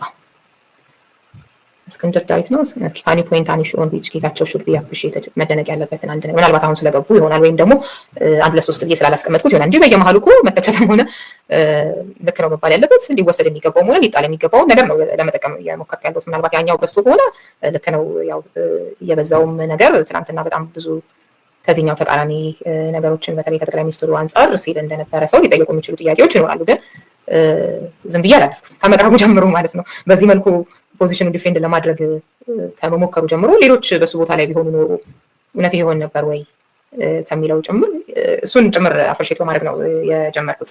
ያ ሁሉም ነገር በእርግጥ የሚደረግ ነገር ከሌለው መደረግ አለበት ማለት አይደለም፣ ግን የሚደረጋለው የአቶ ጌታቸው ጉዳይ ብዙ ነገር ማለት ነው። ከአብይ ጋር ስለተጀመረ ግንኙነት ራሱ የተናገረበት መንገድ ሙሉ ለሙሉ እሱን አምኖ ከሆነ አንድ አፕሪሼት የሚደረግ ነገር ነው። ለምን አለው? ለምን ጠቅላይ ሚኒስትሩ እንደዛ ስትገልጽ ነበር። ከዛ ያው ሲገፉ ደግሞ እንግዲህ እነ ደብረጽዮን ምናምን መሆናቸው ነው። ሁሉንም ተተኮ መቀመጥ ይቻል ነበር። ለምን ከሱ ጋር ትሰራለህ አይነት ጥያቄ ጠይቁታል። የብዙዎቻችን ጥያቄ ይመስለኛል። አሁን እኔ የራሴን እንደው ምሳሌ አድርጌ ብናገር ከዚህ ቀደም የመንግስትን ኃይል ወይ ገዢ ፓርቲ ምናምን እታገላለሁ ስል ደግሞ ተስፋ ማደርግባቸው ቡድኖች አሉ። ያንን ሁሉ አይነቱን ነገር ግን ከጊዜ ጊዜ እያጣው ስመጣ ለሀገሬ ኮንትሪቢዩት አደርጋለሁ እንዳልኳችሁ ቅድም በጣም ብዙ ማጭበርበር፣ በጣም ብዙ እንደዚህ መሽከርከር በተጨባጭ ምክንያት አቋም መቀየር ሳይሆን በጣም ብዙ እንደ ህዝብን የሚጠሉ ጭምር ፖለቲከኞች ያሉበት ለምሳሌ ከህወሓትን ብቻ ሳይሆን የትግራይ ከሆኑ ኦሮሞ ፖለቲከኞች እንደዚህ ተነስቶ ሁዴድ ምናምን ኦሮሞ ያለው ቅድም ሲነሳ እንደነበረው ደግሞ ያለፈው ስርዓቶች ምናምን ብሎም ይሁን በተለያዩ ምክንያቶች እንደ ህዝብ አማራ ምናምን እንደዚህ የሚጠሉ ብዙ ሰዎች አሉ። ከዛ ደግሞ ታጋይነን ብለው ገዢውን አካል ደግሞ እንታገላለን። እንደሱ አይነት ነገር ብዙ ሰዎች እንዳሉ በገባኝ መጠን ብዙ ነገር ለግል ጠባብ ፍላጎት ጭምር የሚደረግ ዝም ብሎ ህዝብ ምናምን የሆነ የሚባለው ነገር ቀላል የማይባል ቁጥር ያላቸው ሰዎች ጋር ዝም ብሎ ሽፋን መሆኑ ምናምን በተጨባጭ ከገባኝ በኋላ እኔም ራሴን ከሆነ ቡድን ጋር ሱሼት አላደርግም። ለምሳሌ ብዬ ሚዲያ ላይ ማድረግ የሚገባኝን በተቻለ መጠን ህዝብን ሊያቀራርብ ይችላል ብዬ የማስበውን ልክ ያልሆነ ነገር ደግሞ ከገዢው ፓርቲ ያው በአብዛኛው ስልጣን ላይ ያሉ ስለሆነ እሱ ላይ ላተኩር እችላለሁኝ። ግን ከሌላም ቢመጣም ጭምር ልክ ያልሆነ ነገር መቃወም በተቻለ መጠን ጥሩ የሚባል ዘርን ለመዝራት ተሳክቷል አልተሳካም ሌላ ነገር ግን ሞቲቬ የሚታየን በደንብ የተከታተለኝ ሰው የሚገባው እሱን ለማድረግ ሞክራለሁ እንጂ ራሴን የሆነ አሶሼት የማደርገው ግሩፕ የለም። አሁን መህዲ በጠየቀው አይነት ለምሳሌ ማለት ነው። ምክንያቱም ብላችሁ የሆነ ሰዓት የምትተዉት ያም አይረባም ብላችሁ የምትተዉት ነገር አለ። ስትተዉ ግን ቡድን ትተዋላችሁ። ሁሉም ነገር ትሆን የሚቀመጥ ሰው አለ። ብዙ ሰው እንደዛ ተቀምጧል። ልክ ነው። ሳይለንት ማጆሪቲ ምናምን እየተባለ ማንን የሚገለጸው ግን ደግሞ አይ ራሴን ከዚህ ቡድን ጋር አላጣምርም፣ ግን ደግሞ ለሀገሬ ለህዝብ የምችለውን ነገር አደርጋለሁኝ ብሎ ደግሞ የሚደረጉ አስተዋጽኦዎች ይኖራሉ። እኔ መረጥኩት የሚለው አቶ ጌታቸው ይሄ በተለይ ያው ለትግራይ ህዝብ የተሻለ ነው፣ የግድ መሰራት አለበት ስልጣን ላይ ካለው አካል ጋር የሚለው አለ። ከእህቱ ጋር ጭምር አያይዞ ነው የጠየቀው። መግቢያው ላይ እንዳያችሁት በጣም ስሜታዊ የሚያደርግ ነገር ማለት ነው። እህት እገታ፣ ጠለፋ እንደዚህ ተፈጸመባት፣ እሷ ምን ትላለች እንደው ራት ላይ ስትቀርቡ አሁን ከአብይ ጋር ስትሰራ ምናምን አይነት ነገር ማለት ነው። የሆነ የእፎይታ ጊዜ እንዳገኘች ነው የማስበው አይነት ያው ከነበረው ልትገባ መግባት የማይገባት ከገባችበት ያው የጭንቀት ጊዜ የሚል ወደፊትም ደግሞ ተመልሶ እንዳይገባ የማድረግን ነገር ለመስራት የግድ አብሮ መስራት የሚለውን ነገር ለመናገር ሞክሯል የተለያዩ ቃሎቹ ላይ ማለት ነው። እና እሱ ሙሉ ለሙሉ በእምነት የሚያደርገው ነገር ከሆነ ትልቅ ነገር ነው ብዬ አስባለሁ። ሌላው አፕሪሼት የማደርገው ነገር ምክንያቱም ኮምፕሌን እያደረጉ መቀመጥ ያለው ነገር አለ። ከዚህ ቀደም የገለጻቸው የተለያዩ ነገሮች አሉ። እኔም የሚመስለኝ ያው ሙሉ ለሙሉ ምናምን ያልኩት ያው እርግጠኝነቱ ስለሌለኝ ነው እንጂ የሚመስለኝ ነገር አለው። የሆነ እንደው ብዙዎች እንደሚሉት የሆድ የምናምን ነገር አድርጌ አላየው። ልሳሳት እችላለሁ። የሚመስለኝ የምለው ለዛ ነው። ነው አይደለም በሚልም አልገልጸው ለዛ ነው። በዛ ደረጃ የሚገለጽ እርግጠኝነት ቢኖረኝ ነው አይደለም እያልኩ ገልጻለሁ።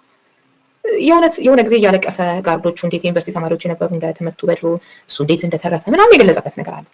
እሱም በውሸት አይመስለኝም። እንግዲህ አሁን በጊዜ ብዛት በእልህ ምናምን ከነዛ ጋር በገባበት ነገር ተረስቶ ሌላ ነገር እየሆነ ነው አላውቅም። ግን የእውነቱን ለማስተካከል የትግራይን ሁኔታ ብሎ ሲነሳ የግድ መስራት እንዳለበት ከፌዴራል መንግስቱ ጋር የገባው በዚህ አይነት የእልህ መንገድ የትም አንደርስም። ስለዚህ እንዳለውም በዚህ ቃለ መጠይቅ ላይ ኩራትን መዋጥ ያስፈልጋል እንዳለ ኩራቱን ውጡም አይነት ነገር ይመስለኛል። ስለዚህ እሱም አንድ አፕሪሼት የሚደረግ ነገር ነው። ንዴትን፣ ቁጭትን፣ ኩራትን ምናምን ውጦ ይቻላል እኮ ዝም ብሎ ትላንት ሲሉት እንደነበረው ጄኖሳይደር ምናምን አብይ እኮ እንደዚህ የፖለቲካ ድንክ ምናምን እያሉ መቀጠል ማለት ነው። እንዳልኳችሁ እሱን እንዳትረሱ። ትናንትናም የሆነ ታምኖበት ነው ወይስ ማነሳሳት ምናምን እሱ የሚያስመዝነው የራሱ ነገር እንዳለ ሆኖ ማለት ነው። ግን ነው ይሄኛው መንገድ ለህዝቡ አይበጅም። ስለዚህ እኔ ንዴቴን ምኔንም ችዬ ደግሞ አይነት ነገር እያደረገ ከሆነ መልካም ነው። እሱን እያደረገ የሚመስለኝም ቦታ አለ፣ የማይመስለኝም ቦታ አለ። ለዛ ነው በአብዛኛው ግን ይመስለኛል። አሁን ምናልባት እንትን እያለ እንዳይሆን አይነት ስጋት አለብኝ። እነሱን አታክ ለማድረግ እንደደረሰ ሲሆን ምናምን የሚመስል አይነት ንግግሮች ሲናገር አለፍ ሲል ወይንም ደግሞ ጠቅላይ ሚኒስትሩን ለማስደሰት የሚመስል ለምሳሌ መጽሐፍ ምረቃው ላይ ምናምን ከምልማት ጋር ተያይዞ የተናገራቸው አንዳንድ ነገሮች መደረግ ያለባቸውን አፕሪሼት ማድረግ እንዳለ ሆኖ ይሄኛውን ማሞገስ የሚመስለውና ያኛው ማጥቃት የሚመስለው ነገር እንትን ሲል እሱ ላይ ጥያቄ የሚፈጥርብኝ ነገር እንዳለ ሆኖ ግን ይሄ ሰውዬ የእውነቱን ለማስተካከል እየሞከረ ነው የሚል አይነት እምነት አለኝ እና እሱ በትልቁ ሙሉ ለሙሉ ከሆነ ደግሞ አፕሪሼት መደረግ የሚገባው ነገር ነው። ሌላው ተጠያቂነትን በተመለከተም ተጠያቂ ለመሆን ዝግጁ ነኝ የሚለው እንግዲህ በተግባር ምን ያህል ነው የሚለውን ነገር ህዝቡን ፌል አድርገነዋል ብሎ በተደጋጋሚ የሚገልጸው ያንን እነማን ናቸው እያሉ ያሉት? ሌሎቹ ሲሆን ይሰማልን እንዴ? አንሰማም እኮ ከብልጽግና በኩልም ይሁን ከዛኛው ህወሓት ከነደብረ ጽዮን በኩል እንደዚህ አይነት ነገር እኔ እንጃ። እንግዲህ አይዶን ምናልባት አምልጦኝ ካልሆነ አንሰማም እኮ በተከታታይ የሚለውን አይነት የእሱን አይነት የሆነ ህመም ያለው በሚመስል መልኩ የሚገልጸውን አይነት ነገር እኮ አንሰማም። ይሄም አፕሪሼት የሚደረግ በጣም ብዙ ነገሮች ልዘረዝር እችላለሁኝ እና ምናልባት በየመሃሉ ስለሆነ አላገኘኸውም ይሆናል የኔ ማቀራረብ ሊሆን ይችላል። ግን ስጀምርም ራሱ አፕሪሼት ሊደረግ ይገባል ብዬ ያሰብኩት ነገር ነው የጀመርኩት። ከዛ በተረፈ ይሄ የሚያበዛውን ነገር ምንም ነገር ላይ ሲደግፍም ሆነ ሲቃወም የሆነ ፖዚሽን ላይ ሲሆን ይሄ አጋኖ ዋሽቶ ምናምን የሚናገረው ነገር እሱ ትልቅ ዳሜጅ የሚፈጥር ራሱን እንደዚህ ጠልፎ የሚጥል ብቻ ሳይሆን ህዝብ መሀል ራሱ መራራቅ የሚፈጥር ትልቅ አውዳሚ ነገር እንደ ትልቅ የጌታቸው ችግር የማየው አሁን እዚህኛውም ላይም ደግሞ ችግር የፈጠረበት ብዬ የማየው አንዱ ነገር እሱ ነው። እሺ አንድ ደግሞ እንስማና እንመለስ። The audience, I said I go to that gentleman at the back. So Donald Trump claims that he solved 8 wars, and one of them was between Ethiopia and Egypt. He said that he ended it, but there really was no war between Ethiopia and Egypt. So he's lying, right? You know, I have reached that point of time when I don't have to make more enemies. So I'm not going to say anything about President Trump. But to the extent that he has solved any war between Ethiopia and Egypt, I would say it must be war of words. Even that is far from addressed as far as I am concerned. But there was no war between Egypt and There was Ethiopia. no war, but he goes around saying it's one of the 8 wars he solved. The war of words has been going on for quite some time. So Donald Trump solved a war of words between Ethiopia and Egypt. Stick to your characterization. Those are your words, I'm just summarizing. Yes, he hasn't solved a war between Egypt and Ethiopia. Thank you very much. Because there was none. That was good. We're in a አሁን ገና ተስማማን እያለ ነው እንግዲህ መህዲ እዚህ ጋር ራሱ እንዴት አጣብቂኝ ውስጥ እንደተከተተው ያው የሚሳሳው ነገር የለም እንግዲህ እንዳልኳችሁ ጎበዝ ነው ሙግት ላይ ልክ ነው። ግን እውነት የመውጣታት ጉዳይ ብቻ ነው ወይ የሚለውን እንዳለው ለማሳያ ብዙ ነገሮች ያሉ ይመስለኛል። አሁን እዚህ ጋር ከኦዲየንሱ መሀል የተጠየቀው ላይ ደግሞ እንግዲህ ትራምፕ ግብጽና ኢትዮጵያን ጦርነት አስቆሚያለሁ ያሉትን በተመለከተ የተናገረው ነገር አለ። የሆነ ፖይንት ላይ ተጨማሪ ቃላት ማፍራት የለብኝም የሚል ደርሻለሁ የሚለው በእርግጥም በጣም ብዙ ጠላቶች አሉት አቶ ጌታቸውን እንደ ግለሰብ በሱ ቦታ በሆን ተብሎም ሲታሰብ አንዳንዶቹ ጥንቃቄዎቹ የሚገርሙ አይደሉም እና አሁን እዚህ ጋርም ለመጠንቀቅ ሞክሮ ነበረ ላለመናገር ትራምፕን የተመለከተ ግን ያው ገፍቶ ሄደበት ዋሽቷል አልዋሸም ትራምፕ የሚለውን ነገር እና አይ በዛ ደረጃ የሚገለጽ አይደለም የቃላት ነው ጦርነቱ እንጂ መጨረሻው ላይ በቃ የግድ ሲሆንበት አዎ በቃ ምንም የፈታው ጦርነት የለም ምክንያቱም ጦርነቱ መጀመሪያውኑ አልተደረገም እና አይነት ነገር ብሎ ሲገላገል ነገር እናያለን ግን ተጠንቅቆ ነበር ያው ከስንቱ ጋር አልጋጭ አይነት ነገር የሀገር ውስጥ አልበቃስ ብሎኝ እንደገና ደግሞ ዓለም አቀፍ የሆነ ለዛውም የአሜሪካ ፕሬዚዳንትን ያህል አይነት ለመጠንቀቅ ሲሞክር ኢቭን የኤርትራ ጉዳይ ላይ ራሱ የተጠነቀቀ የሚመስል ነገር አለው የሆነ ቦታ ላይ ጥንቃቄውን የረሳው ቢመስልም ለምሳሌ ወደ ጦርነት ይገባሉ የኢትዮጵያና ኤርትራ ሲባል በእርግጥ የሰጠው ምላሽ አያላምንም ምናምን ነው እኮ የፋክት ጉዳይ ነው እንጂ የእምነት አይደለም ይለዋል መዲም እዛ ላይ እና አይ አስፋልት ተሰርቶ ነበረ ለምሳሌ ያየሁት እንደዚህ በአፋር በኩል ምናምን ያው እንግዲህ ባህር በር እንደዚህ ጋር በተያያዘ ያለው ለማለት ነው በኤርትራም በኩል እንደዛ እንደሆነ አምናለሁኝ እና የሚፈቱት ይመስለኛል ኢሳያስና አብይ አይነት ነገር ብሎ እሱ ጋር መጠንቀቅ ነው ይመስለኝ ለምን በቂ የሆነ አሳማኝ ወደ ጦርነት ይሄዳሉ ብሎ አሳማኝ የሆነ ምክንያት ማቅረብ ወይ ማይሄዱም ብሎ አሳማኝ ምክንያት ማቅረብ ግን የእምነት ጉዳይ ያደረከው ሲለውም ከዛ በኋላ ኦኬ ብሎ ደግሞ እንደ ፋክት አድርጎ የገለጸውም ነገር እሱም ነገር ወደ ጦርነት አይሄዱም ለማለት በቂ ነገር ሆኖ አላገኘሁትም ግን እዛ ጋርም የሆነ የመጠንቀቅ አይነት ነገር ብዙ ጠላቶች ላለማፍራት አይነት ከበቂ በላይ ነው አሁንም ያሉኝ አይነት ነገር አያለውኝ እና አቶ ተድላም ጌታቸው ረዳ ብዙ ጠላቶች አፍርተዋል ወደ ጭንባ ሀገር ቤት እንዳደረገ ብሏል እና እሱን ለማድረግ ይመስላል ጥንቃቄው የነበረው ግን እንዳይጠነቀቅ አደረገውና መህዲ አንዱ ቆንጆ ነገር ብዬ የማስበው የመወያ ነጥብ መሆን ያለበትን አንድ ጉዳይ ላንሳና ደግሞ የእናንተን አስተያየት አስገብቼ እንለያያለን Next year, Ethiopia will hold a federal election. You've started this new party, as we heard earlier, Simret. You've been in Ethiopian politics for almost 2 decades. Like a lot of other Ethiopian politicians, you've promised a lot of change, haven't delivered that change, as we've discussed tonight. Isn't the best path for peace and stability in Ethiopia for people like yourself and Abiy, who've been around for a while, to just retire from politics and let a new, untainted generation take the reins? I can only speak for myself at this point in time. You are right about me and my colleagues to have to leave the scene and hand over to whoever is capable of understanding the situation on the ground and resolving issues without being tainted by whatever ugly past we have. Why did you just found a new political party? Let's just say I had to lend credibility, whatever support I have in Tigray, I need to lend that to the party. And rest assured, I will not be running for any specific office. On that note, I will have to say, Getachew Reda, thank you so much for joining us on Head to Head tonight. Thank you to our panel of experts here, and thanks all to our... እሺ እዚህ ጋር እንግዲህ የተነሳው ነጥብ አለ እሱን ጠቅላይ ሚኒስትሩን እንደዚህ ያው እንግዲህ ኢትዮጵያ ፖለቲካ ውስጥ ኖራችሁበት አይነት ነገር ነውና ለተተኪ ስለ መልቀቅ አይነት ነገር ልክ ነው እኔ ማምንበታለሁ አይነት ምላሽ ይሰጣል እሱ ጋር እና ካመንክበት ለምን ታዲያ ስምረትን መሰረትክ አይነት ጥያቄ ይጠይቀዋልና እዛ ጋርም የሚመልሰው አለ ያው ቀደም ብሎም ያለው የስልጣን ፍላጎት ምናምን ሳይሆን የሆነች አንዳች ነገር ሰርቶ የማስረከብ አይነት ፍላጎት እንዳለው አይነት ነገር የገለጸበት አለ ለኢንድ ክሬዲቢሊቲ ምናምን እያለ የሚያነሳው እንደዚህ ሀሳብ አለ ግን አንዱ ጥሩ ነገር ምንድነው ከእድሜ አንፃር አይደለም የማየው እንደዛ ከሆነ ጠቅላይ ሚኒስትሩ ይሁን አቶ ጌታቸው ጥሩ እድሜ ላይ ናቸው ለፖለቲከኝነት እንደውም ብዬ አስባለሁኝ እዛው እሱ ከሚኖርበትም ጋዜጠኛውም ከምዕራቡም ዓለምም ከምንም አንፃርም ስናየው በምን አይነት እድሜ ላይ ሰዎች እኛም ሀገራውን ትራምፕን እንግዲህ አሁን ያለንበትም ስናይ አንፃር የእድሜ ጉዳይ ብቻ አይመስለኝም ግን ይሄ ፖለቲካውን እንደፈለገ ስትሉት የነበራችሁ ሰዎች ይመስለኛል ደግሞ እሱ ነው መሆን ያለበት ብዬ አስባለሁ ከእድሜ ከሆነ ያው ትክክለኛ ነገር አይደለም በእድሜ ገለል ማለቱ በዚህ እድሜ ማለት ነው ግን በቃ ፖለቲካውን በዛም ሆነ በዚህ ሞክረውት ብዙ ነገር አድርገውት ግን ደግሞ ተጨባጭ ሆነ ለውጥ ስላላመጡ ሰዎች ከሆነ የሚናገረው ወይንም ደግሞ እንደውም መጥፎ የሚባል ነገር ስላመጡ ፖለቲከኞች ከሆነ የሚናገረው በዚህ ፓርቲ ውስጥ ካሉት ጨምሮ ሌሎችንም ማለት ነው መታሰብ ያለበት ነገር ነው የሆነ ሰው እያጠፋም እያለማም እንደፈለገ እየተሽከረከረም ትናንት እዚህ ጋርም ተቀምጦ እዚህ ጋርም ተቀምጦ የሚቀጥልበት አይነት ነገር ነው ኢትዮጵያ ውስጥ ያለው ያው ኢህአዴግ የነበሩት ለሁለት ሆነው ህወሓትና ብልጽግና ምናምን ተባብለው ጻፍ ውስጥ ገቡ እነሱ ናቸው እንደዚህ አገሪቷን እያሽከረከሩ ያሉት በተቃራኒም በሚባለውን በኩል በተመሳሳይ በተለያየ አይነት መንገድ ተፈትሸው የወደቁ ብዙዎቹ ማለት ነው ሁሉም ባይሆኑ ሰዎች ናቸው አሁንም ድምጻቸውን የምንሰማው ስለዚህ ከነዚህ ሰዎች ገዢ ፓርቲ ውስጥ ካሉት ማለት ነው እንደገናም በውጪ ተቃዋሚነት ተብለው ካሉት ተሞክረው ከወደቁት ተሞክረው የተሻለ ነገር ያመጣሉ ተብለው ሊታሰቡ ከማይችሉት መፍትሄ መጠበቅ ይቻላል ወይ እነሱስ እስከመቼ ነው ግግም ብለው እንደዚህ የሚቀጥሉት የሚለው አንድ መወያያ ነጥብ መሆን ያለበት ነገር ነውና ግን የሚገርመው ነገር ግን ያው በአብዛኛው ያው ተመሳሳይ ሰዎች ናቸው ራሱን የበለጠ እያበቃ እያሻሻለ ምናምን የሚቆይ ሰው ኦኬ ጥሩ ነው መቆየቱ ለሀገርም ይጠቅማል ከዛ ውጭ ግን በቃ 10 ጥፋት ሲያጠፉ ያየናቸው ሰዎች ለቀጣይ ትውልድ ቦታ መልቀቅ የእድሜ ጉዳይ ብቻ ሳይሆን እንደው ያስተሳሰብ የሚያካሄድም ሌሎች ሰዎችም የማየትም ጉዳይ ስለሚሆን ጥሩ ነው ግን ሌሎችስ ደግሞ ይመጣሉ ወይ ሌሎችስ ራሳቸውን እያበቁ የሀገሬ ጉዳይ እኔም ያገባኛል ብለው እንደው ለመረከብ ዝግጁ ናቸው ወይ ቦታዎቹን የሚለውን እንግዲህ ቦታዎቹን ሲባል የስልጣን ብቻ አይደለም በነገራችን ላይ የተለያዩ ማለት ነው ተጽዕኖ ፈጣሪ ቦታዎችን በተመለከተ እሱ አንድ መታሰብ ያለበት ነገር ይመስለኛል። በተመሳሳይ ሰዎች ስለሆነ ብዙ ጊዜ በቃ እናንተው እንደፈለጋችሁ አድርጉን ያልን ሁሉ ነው የሚመስለው። በቃ ልክ ሰው የሌለ አይነት ነገር ነው የሚመስለውና እሱም በደንብ መታሰብ ያለበት ነገር ይመስለኛል። የኢስተርን ሚዲያ የተጠያቂነት ጉዳይ ራሱ ግምት ውስጥ መግባት አለበት ብሏል። አዎ በጣም እሱማ እኮ አሁን የተጠያቂነት ቢኖር ኖሮ በጣም ብዙ አሁን የፖለቲካ መድረክ ላይ ያሉ ሰዎቻችን ይኖሩ ነበር ወይ ከገዢው ፓርቲ ጨምሮ ማለት ነው። አይኖሩም ነበር። ግን ማን ነው የሚጠይቀው? አሁንም እኮ መልሰው መላልሰው ያሉት እነሱ ናቸው። አሁን ራሳቸው ኢህአዴጎቹ ለሁለት ተከፍለው የተጋጩት ራሱ ህወሓትና ብልጽግና ራሱ ሆነው እነሱ እንኳን ቢታይ እንግዲህ እነሱ ናቸው አሁንም መልሰው አንዴ ለመስማማት አንዴ ለመጣላት እየሞከሩ ያሉት። ገና ደግሞ ሌላ ጸብ ውስጥ ሊገቡ ይችሉ ይሆናል ተብሎ ገና በስጋት ላይ ያለ ነው ማለት ነው። ሌላ አስተያየት ትራምፕ ለመሆኑ ብሏል ካላወቀ መልስ መስጠት አስፈላጊ አይሆንም ብሏል። ሚሊየን ስትሮንግ ለማወቅ ሳይሆን እንዳለው ጠላት አለማፍራት ጉዳይ ነው እንጂ እሱማ ብሏል።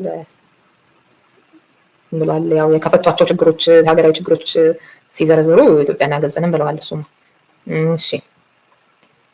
ሳሚ ተስፋዬ ጌታቸው is acrobatic like honest the moment what he cares about is only his own benefit and revenge against his former friends. How could you flip 180 degree and become fully supportive of the PM ብለዋል። ስለ ጥቅሙና ጓደኞቹ ስለመበቀሉ ብቻ ነው የሚያስበው ብዬ ነው ያላስበው። ሊሆን ይችል ይሆናል ግን አልመሰለኝም። እንደውም እንዳለው ብዙ ነገሮችን ዋጥ አድርጎ እየታመመን ቢሆን ነገሮችን ለማስተካከል የሚሞክር አይነት አድርጌ አስበዋለሁኝ። እዚህ ውስጥ ግን ፕላስ አሁን ያልካቸው ነገሮች በቀል ምናምን እነሱ ላይ ንዴት ምናምን የለበትም ወይ የለበትም እያልኩኝ አይደለም። ግን የሚመስለኝ በጊዜ ሂደት እነዚህንም እኮ ነው የሚመስለኝ ያልኳቸው ነገሮች ሊተዋቸውም ይችላል ወይም ትቷቸውም ሊሆን ይችላል። ግን የተነሳው የሚመስለኝ ለማስተካከል ለምን አየና አይደል በተጨባጭ እኮ ነፃ ለማድረግ ሲሞክር ሚዲያዎችን እሱንም የሚተቹን ምናምን ህወሓትን ምናምን ነፃ አድርጎ ራሱም እየተተቸ በፊት ያልነበረ ነገር ትግራይ ውስጥ ሲያመጣ አየን። የሆነ ነፃ ሀሳብ ቢያንስ ኢንተርቴን የሚደረግበትን አይነት ነገር ማለት ነው። እሱ በጣም ትልቅ ኢትዮጵያ ውስጥ ትልቅ ችግራችን ነው። ወደ ብዙ የኃይል አማራጭም የሚወስድን እንደሱ ማድረግ አለመቻላችን ነው። ተጠያቂነትን ለማምጣት ህዝቡን ፌል አድርገዋልናል በሚል መንገድ ለመንቀሳቀስ ሲሞክር የተፈናቃዮች ጉዳይንም አብዝቶ በቃ ለመወስወስ ሲሞክር የምናየው እሱን ነው። ያ መጀመሪያ ፓርቲያችን ትኑርልን እና ዶክተር ደብረጽዮን እኮ አሉ ተፈናቃዮቹ ብለው እኮ ጭራሽ የህወሓት ጉዳይ ነው የሚቀድመው አሉ እኮ ሲሉ እኮ የነበሩ ሰዎች ናቸው። ስለዚህ እነዚህን ሙከራዎቹንና ሌሎችንም ጨምረን እንደው ለጥቅሙ ምናምን ጓደኞቹን ለመበቀል ለምንድን ነው ጓደኞቹን ለመበቀል ከጓደኞቹ ጋር የገባበትን ግጭት የገባበት ምክንያት ራሱ አቋሙ አይደለም ወይ? አካሄድ ልዩነትስ አይደለም ወይ? እንደው ድንገት ዝም ብሎ መጥቶ ከዛ በኋላ ለመበቀል እኮ አይደለም። አንድ ላይ ነበሩ ግን ነው ይሄ መንገድ አይወስደንም ወደ ትክክለኛው የትግራይን ህዝብ የሚጠቅም መንገድ። ስለዚህ ቆም ብለን እንዲና እንዲያደርግ ምናምን አይነቱም ነገር እንደሆነ ነው የልዩነታቸው ምንጭ የሚታየው። ዋናው ነገር ግን ሌላው ያልከው እንዴት ሆኖ ነው አሁን ሙሉ ለሙሉ ደጋፊ ምናምን ብላ ያነሳው ነገር አለ። እርግጥ ሙሉ ለሙሉ ደጋፊ በሚለው ባይገለጽም ግን አንዳንድ ቃላት ቅድም ያልኳቸውን የተለያዩ ቦታዎች ላይ ለማድነቅ የሚጠቀማቸውና ባልደረቦቹም ደግሞ ምናምን እንደሱ አይነቶቹ ነገሮች ልንጠቅስ እንችላለን። ያ ፉሊ ሰፖርቲቭ ያስብላል አይስብልም ጥርጣሬ ቢኖረኝም ማለት ነው። ዋናው ነገር በቃሉ ተይዟል እንዳልኩት እኮ ነው። ትላንት ሲል የነበረው ነገር ዛሬ ማለት አልቻለም። ምንም ጥያቄ የለውም። ያ ማለት ግን ሁላችንም የቱ ጋር ነበረ ጌታቸው ልክ የሆነው? እኛ ትላንት ምንድን ነበር የምናስበው? ዛሬ ምንድን ነው የምናስበው? ጌታቸው ትላንትና ልክ አልነበረም ብለን በዚህ ስፔሲፊክ ጉዳይ ላይ በተለይ ቅንጭብ ቪዲዮ ታይቶ በተወቀሰበት ጉዳይ ላይ ከሆነ ዛሬ ደግሞ ተቃራኒውን እንዲልልን እንዴት ፈለገን ብለንም መጠየቅ አለብን ይመስለኛል። በፊትም ተመሳሳይ ነገር ሲሉ የነበሩ ሰዎች ከሆኑ ያው መረጃውን ከየት ያዙት ምናምን የሚለው ነገር እንደተጠበቀ ሆኖ ግን አትሊስት ስሜት ይሰጣል፣ ወይንም ደግሞ አቋምን በተጨባጭ ማስረጃ መቀየርም ስሜት ይሰጣል። ግን አሁን በተመሳሳይ ክስ ማለት ነው ልክ ነው በጣም የሚገርም ጥንቃቄ አድርጓል ትላንትና ሲለው እንደነበረው እያለ አይደለም ምናምን ያ ለሰላም ብቻ ነው ወይስ ሌሎች ተጨማሪ ነገሮች አሉት? እሱ የሚያነጋግራል። ለምን ሌሎቹ ላይ ደግሞ ቶሎ ብሎ ሪያክት ሲያደርግና ሌሎቹ ላይ የሰጠውን አይነቱን ፍርድ ደግሞ ለጠቅላይ ሚኒስትሩ ለመስጠት ሲቸገር ያየንበት ስላለ ማለት ነው። ግን እዚህ ጋር የጌታቸው ጋር ለመጠየቅን ያገኘው ምላሽ እያለ ስንነጋገር ግን በጣም በሚገርም አይነት ሁኔታ ከጠቅላይ ሚኒስትር አብይ ጋር ስለሰራ እንደዚህ ያለውን እንደዚህ ያለ ተቃራኒ ነገር ተናገረ ምናምን በሚል የተናደዱበት የሚተቹት ሰዎች ልክ ተቃራኒውን እንደዚህ ግልብጥ ብለው ያደረጉት ብዙ ናቸው። አሁን የጠቅላይ ሚኒስትሩ ተቃዋሚ ስለሆኑ ያኔ ጦርነቱን የሚገልጹበት መንገድና አሁን የሚገልጹበት መንገድ ተቃራኒ ስለሆኑ ብቻ በተጨባጭ ማስረጃ ምናምን ትንብያለሁ። ኦኬ ግን አይደለም ሰዎቹ አካሄድ ምናምን በቃላቸው ልክ እንደ አይነት መድረክ ላይ ቢቀርቡ በቃላቸው ማሰር በቃላቸው መያዝ የሚቻሉ ሰዎች ማለት ነው ጭምር ሁሉ ግን ሲተቹ ያለው እነሱ ደግሞ አሁን ተቃራኒ ስለሆኑ የተለየ ቦታ ላይ ያለንበት ቦታ አሁን ከእንትና ጋር ስላልሆንኩ ነው ብለን እውነትንም ፍትህንም ሰብአዊ መብትንም ጭምር ረግጠን የምንቆም ከሆነ መቼም በኢትዮጵያ ምድር ላይ የምንፈልገው አይነት ለውጥ ፍትህ የተረጋገጠበት እኩልነት ያለበት ሰዎች በሰላም ወጥተው የሚገቡበት የተሻለ ኑሮ የሚኖሩበት ከሆነ ግን አሁን በእንደዚህ አይነቱ አስተያየት አይሄድም። ልክ ነው አቶ ጌታቸው ትላንትና ሲለው የነበረው ነገር ያላለውም አለ። ትላንት በዛ መጠን ሲከስረው የነበረው ዛሬ ደግሞ እሱ አደረገ አይደለም ያለው አለ። የትኛው ጋር ነበረ ጌታቸው ልክ የሆነው? የትኛው ጋር ነው ጌታቸው ልክ ያለው ነው? ለምንድን ነው እዚህኛው ጋር ልክ የሆነ እዚህኛው ጋር ልክ ያልሆነ ብለን የምናስበው የሚለውንም ደግሞ ራሳችንን መጠየቅ ያለብን ይመስለኛል። ስለ አብሮነታችሁ እጅግ በጣም ነው የማመሰግነው። ነገ በሌላ ፕሮግራም እንገናኛለን። እስከዚያው ሰላም ነው።